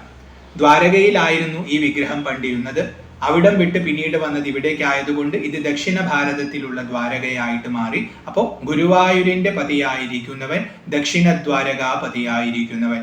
ദ്വാരകയിൽ പോയി പണ്ട് ശ്രീകൃഷ്ണൻ ജീവിച്ചിരുന്ന കാലത്ത് ആൾക്കാർ കൃഷ്ണനെ കണ്ട പോലെ തന്നെ ഗുരുവായൂരിൽ വന്ന് അതേ ഭഗവാനെ അതേ ചൈതന്യത്തോടുകൂടി ഇന്ന് നമുക്കിവിടെ ദർശിക്കാൻ പറ്റും. ദക്ഷിണദ്വാരകാപതി. ഇതായിരുന്നു 20ാമത്തെ ശ്ലോകം. പുരാണരത്ന പഠന ശ്രവണാനന്ദ പൂരിത മാംഗല്യദാന നിരത ദക്ഷിണദ്വാരകാപതി. അടുത്തത് 21ാമത്തെ ശ്ലോകമാണ്. ദീപായുതോത്ത സജ്വാല പ്രകാശിത നിജാലയ പദ്മമാലാധര ശ്രീമാൻ പത്മനാഭോ അഖിലാർത്തദ. ദീപ അയുതം, ദീപങ്ങൾ, ദീപങ്ങളുടെ പ്രകാശം. അയുതം എന്ന് പറഞ്ഞാൽ 10,000 എന്നാണ് അർത്ഥം. അപ്പോൾ 10,000കണക്കിന് ദീപങ്ങളാൽ ഉദ്ധ സജ്വാല, ആ ദീപങ്ങളിൽ നിന്നും ഉയരുന്ന തെളിയുന്ന ജ്വാലകളാൽ പ്രകാശിതമായിരിക്കുന്ന നിജാലയത്തോട്, സ്വന്തം ആലയത്തോട് കൂടിയവൻ. ഗുരുവായൂരപ്പന്റെ ദീപാരാധന സമയത്തൊക്കെ ഭഗവാൻ ഒരുപാട് ദീപാലങ്കാരങ്ങൾ, ചുറ്റുവിളക്കും ഒക്കെ ഉണ്ടാവും. അപ്പൊ 10,000കണക്കിന് ദീപങ്ങൾ ഇങ്ങനെ ഉജ്ജ്വലിച്ച് കത്തുകയാണ്. അതിന്റെ പ്രഭയാൽ ശോഭിക്കുന്ന ക്ഷേത്രത്തോടു കൂടിയവൻ, അമ്പലത്തോടു കൂടിയവൻ. ദീപായുതോത്ഥ സജ്വാല പ്രകാശിത നിജാലയ പത്മമാലാധര, പത്മം കൊണ്ട് നിർമ്മിച്ചിട്ടുള്ള മാലയെ ധരിച്ചിരിക്കുന്നവനാണ് ഭഗവാൻ. ശ്രീമാൻ, ശ്രീ ഉള്ളവനാണ്. ശ്രീ എന്നാൽ ഐശ്വര്യം. ഐശ്വര്യം വസിക്കുന്നത് ഭഗവാന്റെ മാറിടത്തിലാണ്, വക്ഷസ്ഥലത്താണ്. ശ്രീവത്സം എന്ന മറുക് അതിന്റെ പ്രതീകമാണ്. അതുകൊണ്ട് ശ്രീമാൻ. എല്ലാ ഐശ്വര്യത്തിന്റെയും ഉറവിടം ഭഗവാനാണ്, അതുകൊണ്ട് ശ്രീമാൻ. പത്മനാഭോ, പത്മം നാഭിയിലുള്ളവനാണ്. ബ്രഹ്മാവിനെ പത്മത്തിൽ ധരിച്ചിരിക്കുന്നവനാണ്. അഖിലാർത്തദ, അഖിലം സമസ്തമായ അർത്ഥത്തെയും നൽകുന്നവൻ. അർത്ഥം എന്നാൽ ഇവിടെ ചതുർവിധ പുരുഷാർത്ഥങ്ങളും വന്നു. ധർമ്മം, അർത്ഥം, കാമം, മോക്ഷം, ഇതാണ് ചതുർവിധ പുരുഷാർത്ഥങ്ങൾ. ഇത് 4ഉം നൽകുന്നവനാണ്. എത്ര വേണമോ അത്രയും നൽകുന്നവനാണ്. അതുകൊണ്ട് അഖിലാർത്തദ. ഇതായിരുന്നു 21ാമത്തെ ശ്ലോകം. ദീപായുതോത്ഥ സജ്വാല പ്രകാശിത നിജാലയ പത്മമാലാധര ശ്രീമാൻ പത്മനാഭോ അഖിലാർത്തദ. അടുത്തത് 22ാമത്തെ ശ്ലോകമാണ്. ആയുർദാത മൃത്യുഹർത്ത രോഗനാശന ദീക്ഷിത നവനീത പ്രിയോ നന്ദനന്ദനോ രാസനായക. ആയുർദാത, ആയുസ്സിനെ നൽകുന്നവനാണ്. നമുക്ക് മനുഷ്യന് ഒരു ആയുസ് നിശ്ചയിച്ചിട്ടുണ്ട്. ആ ആയുസ് അതിൻ്റെ പൂർണ്ണതയിൽ നമുക്ക് ലഭിക്കാതിരിക്കുന്നത് നമ്മുടെ കർമ്മദോഷം കൊണ്ടാണ്. അപ്പൊ ആ കർമ്മദോഷത്തെ നീക്കുന്നവനാണ് ഭഗവാൻ. അങ്ങനെ ആ കർമ്മദോഷത്തെ നീക്കി നമുക്ക് അനുവദിച്ചിട്ടുള്ള ആയുസ് പൂർണ്ണമായി നമുക്ക് നൽകുന്നവനാണ്. മനുഷ്യായുസ് നമുക്ക് നൽകുന്നവനാണ് ആയുർദാത.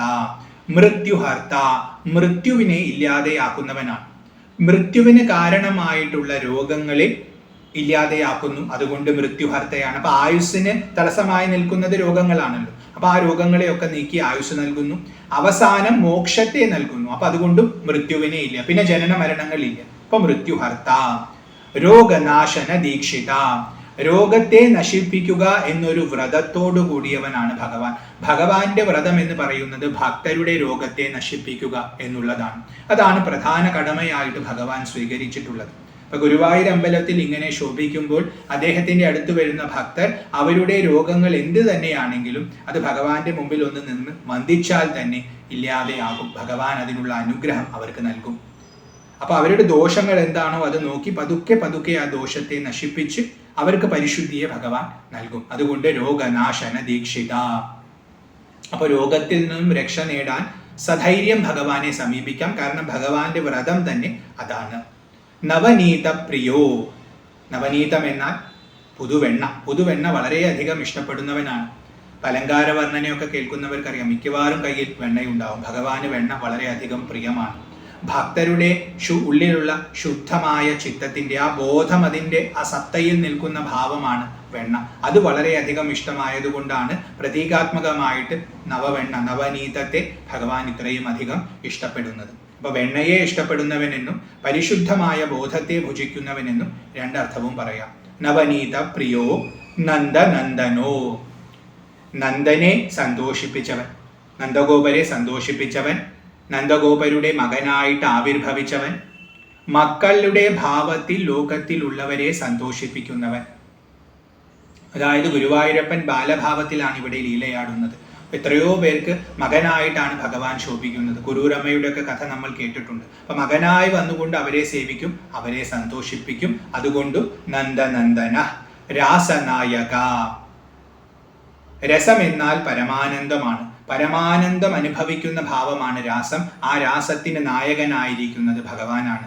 രാസലീല എന്ന് പറയുന്നത് ജീവന്റെ ഈ പരമാനന്ദാനുഭൂതിയാണ്.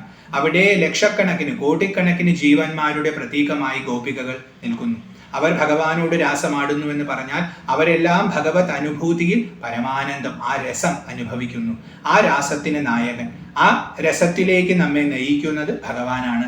പരമാനന്ദം അനുഭവിക്കണമെങ്കിൽ ഭഗവാനെ ശരണം പ്രാപിക്കണം. ഭഗവാന് മാത്രമേ ആ പരമാനന്ദം നമുക്ക് നൽകാൻ സാധിക്കുകയുള്ളൂ. രാസനായക. ഇതായിരുന്നു 22ാമത്തെ ശ്ലോകം. ആയുർദാത, മൃത്യുഹർത്ത, രോഗനാശന ദീക്ഷിത, നവനീത പ്രിയോ, നന്ദനന്ദനോ, രാസനായക. അടുത്തത് 23ാമത്തെ ശ്ലോകമാണ്. യശോദാ പുണ്യസഞ്ജാത, ഗോപികാ ഹൃദയസ്ഥിത, ഭക്താർത്തിഘ്നോ ഭവ്യഫല, ഭൂതാനുഗ്രഹ തത്പര, ദീക്ഷിതാനന്തരാമോക്ത നാമ സുപ്രീത മാനസ. യശോദാ പുണ്യ സഞ്ജാത. യശോദാദേവിയുടെ പുണ്യത്തിൽ നിന്നും സംജാതനായവനാണ്. യശോദയും നന്ദഗോപരും ഭഗവാനെ വളർത്തിയവരാണ്.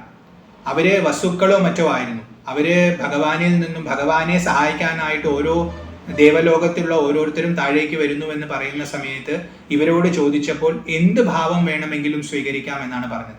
മറ്റു പലരും ഡിമാൻഡുകൾ വെച്ച സമയത്ത് ഇവർക്ക് ഒരു ഡിമാൻഡും ഉണ്ടായിരുന്നില്ല. ഭഗവാനെ സേവിക്കാനുള്ള അവസരം തന്നെ പരമമായ ഭാഗ്യം എന്ന് കരുതി എന്ത് ഭാവം, അങ്ങ് എന്ത് ഭാവം തരുന്നുവോ അത് സ്വീകരിക്കാമെന്ന് പറഞ്ഞു വന്നവരാണ്.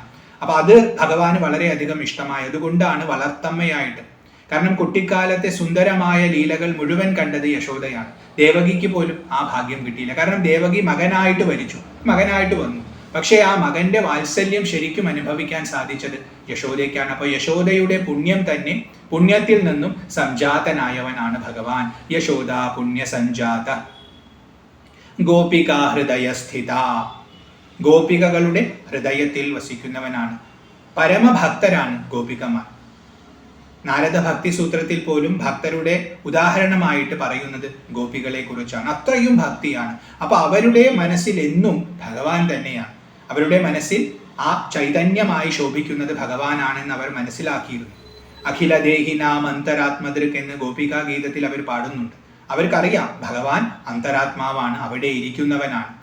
അതുകൊണ്ട് ഗോപികാ ഹൃദയസ്ഥിത ഭക്താർത്തിഘ്നോ, ഭക്തന്മാരുടെ ആർത്തിയെ നശിപ്പിക്കുന്നവനാണ്. ആർത്തി എന്നാൽ ദുഃഖം. ഭക്തന്മാരുടെ എല്ലാ ദുഃഖത്തെയും ഇല്ലാതെയാക്കുന്നവനാണ്. എന്ത് കാരണത്താലാണോ നമ്മൾ ദുഃഖിക്കുന്നത് ആ കാരണത്തെ നിവാരണം ചെയ്ത് നമുക്ക് സുഖത്തെ നൽകുന്നവൻ. ഭവ്യ ഫല, ഭവ്യമായ ശ്രേഷ്ഠമായ ഫലസ്വരൂപത്തിൽ ഇരിക്കുന്നവൻ. ഏറ്റവും ശ്രേഷ്ഠമായ ഫലം മോക്ഷം തന്നെയാണ്. അപ്പൊ മോക്ഷഭാവത്തിൽ ശോഭിക്കുന്നവൻ ഭവ്യ ഫല. നമ്മൾ ജീവിതത്തിൽ പലതും പ്രയത്നിച്ച് നേടുന്നു. അങ്ങനെ നേടുന്നതിൽ വെച്ച് ഏറ്റവും ശ്രേഷ്ഠമായ നേട്ടം ഭഗവാൻ തന്നെയാണ്. ഭഗവത് അനുഭൂതിയാണ് ഏറ്റവും വലിയ നേട്ടം. അതിനുവേണ്ടി നമ്മൾ ഭഗവാനെ ഉപാസിക്കുന്നു. അതുകൊണ്ട് നമ്മുടെ ഉപാസനയുടെ ഫലം തന്നെയാണ് ഭവ്യഫലം. അത് ഭഗവത് അനുഭൂതി തന്നെയാണ്. ഭൂതാനുഗ്രഹ തത്പര, ഭൂതന്മാരെ അനുഗ്രഹിക്കുന്നതിൽ എപ്പോഴും താത്പര്യത്തോടു കൂടിയവനാണ് ഭഗവാൻ. ഭൂതന്മാരെന്ന് പറഞ്ഞാൽ ഭവിച്ചവർ. എല്ലാ ജീവജാലങ്ങളും ഭൂതങ്ങളാണ്. എല്ലാവരെയും, ഇവിടെ ഭവിച്ചിട്ടുള്ള എല്ലാവരെയും അനുഗ്രഹിക്കണമെന്ന വിചാരത്തോടു കൂടിയവനാണ്. ഭഗവാന് ഭേദബുദ്ധിയില്ല. ഇതെന്റെ ആൾക്കാർ, ഇതെന്റെ ആൾക്കാരല്ല എന്നുള്ള വിചാരം ഭഗവാനില്ല. എല്ലാവരും തൻ്റെ ഭക്തരാണ്. അത് ഇപ്പോൾ ഭക്തിയുണ്ടോ ഇല്ലയോ എന്നനുസരിച്ചിട്ടുള്ള കർമ്മ വ്യത്യാസമേ ഉള്ളൂ. പക്ഷെ ആത്യന്തികമായി എല്ലാം തൻ്റെ തന്നെ പ്രതിരൂപങ്ങളാണ്. ആ ഭാവത്തിലാണ് ഭഗവാൻ കാണുന്നത്.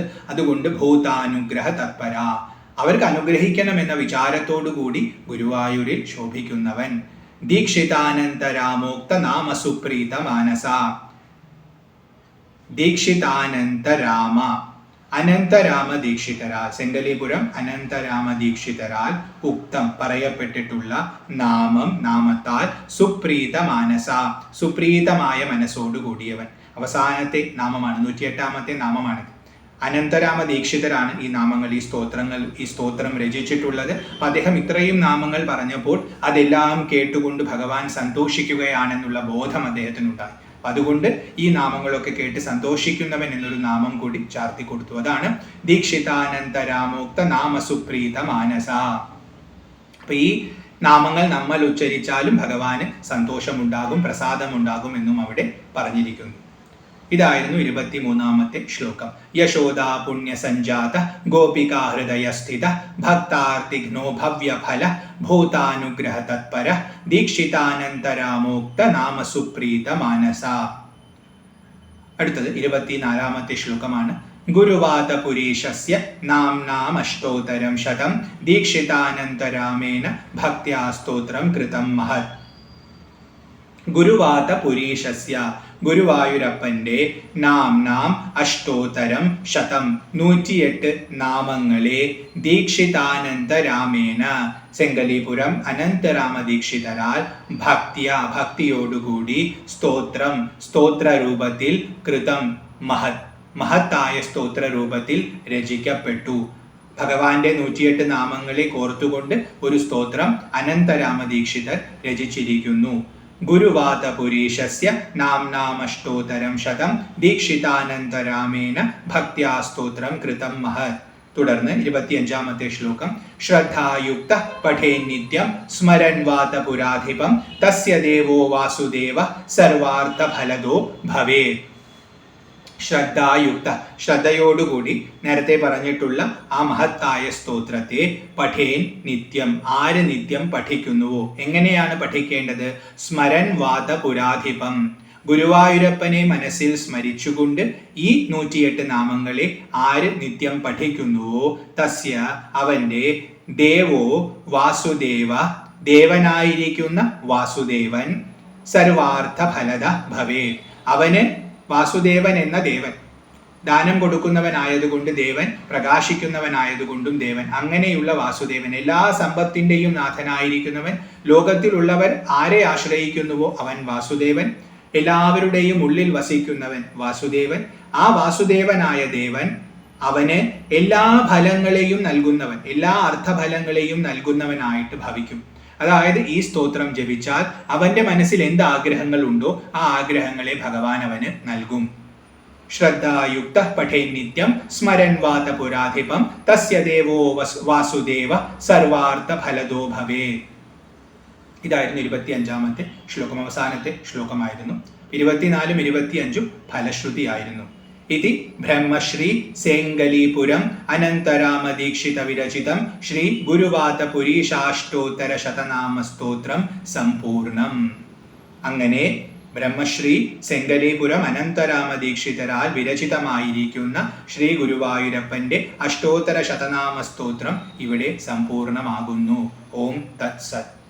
വളരെ സുന്ദരമായ 108 നാമങ്ങളെ കൊണ്ട് ഭഗവാനെ സ്തുതിച്ചിരിക്കുന്ന കൃതിയാണ്. ഭഗവാന്റെ പരമഭക്തനായിരുന്നു സെങ്കലീപുരം അനന്തരാമ ദീക്ഷിതർ.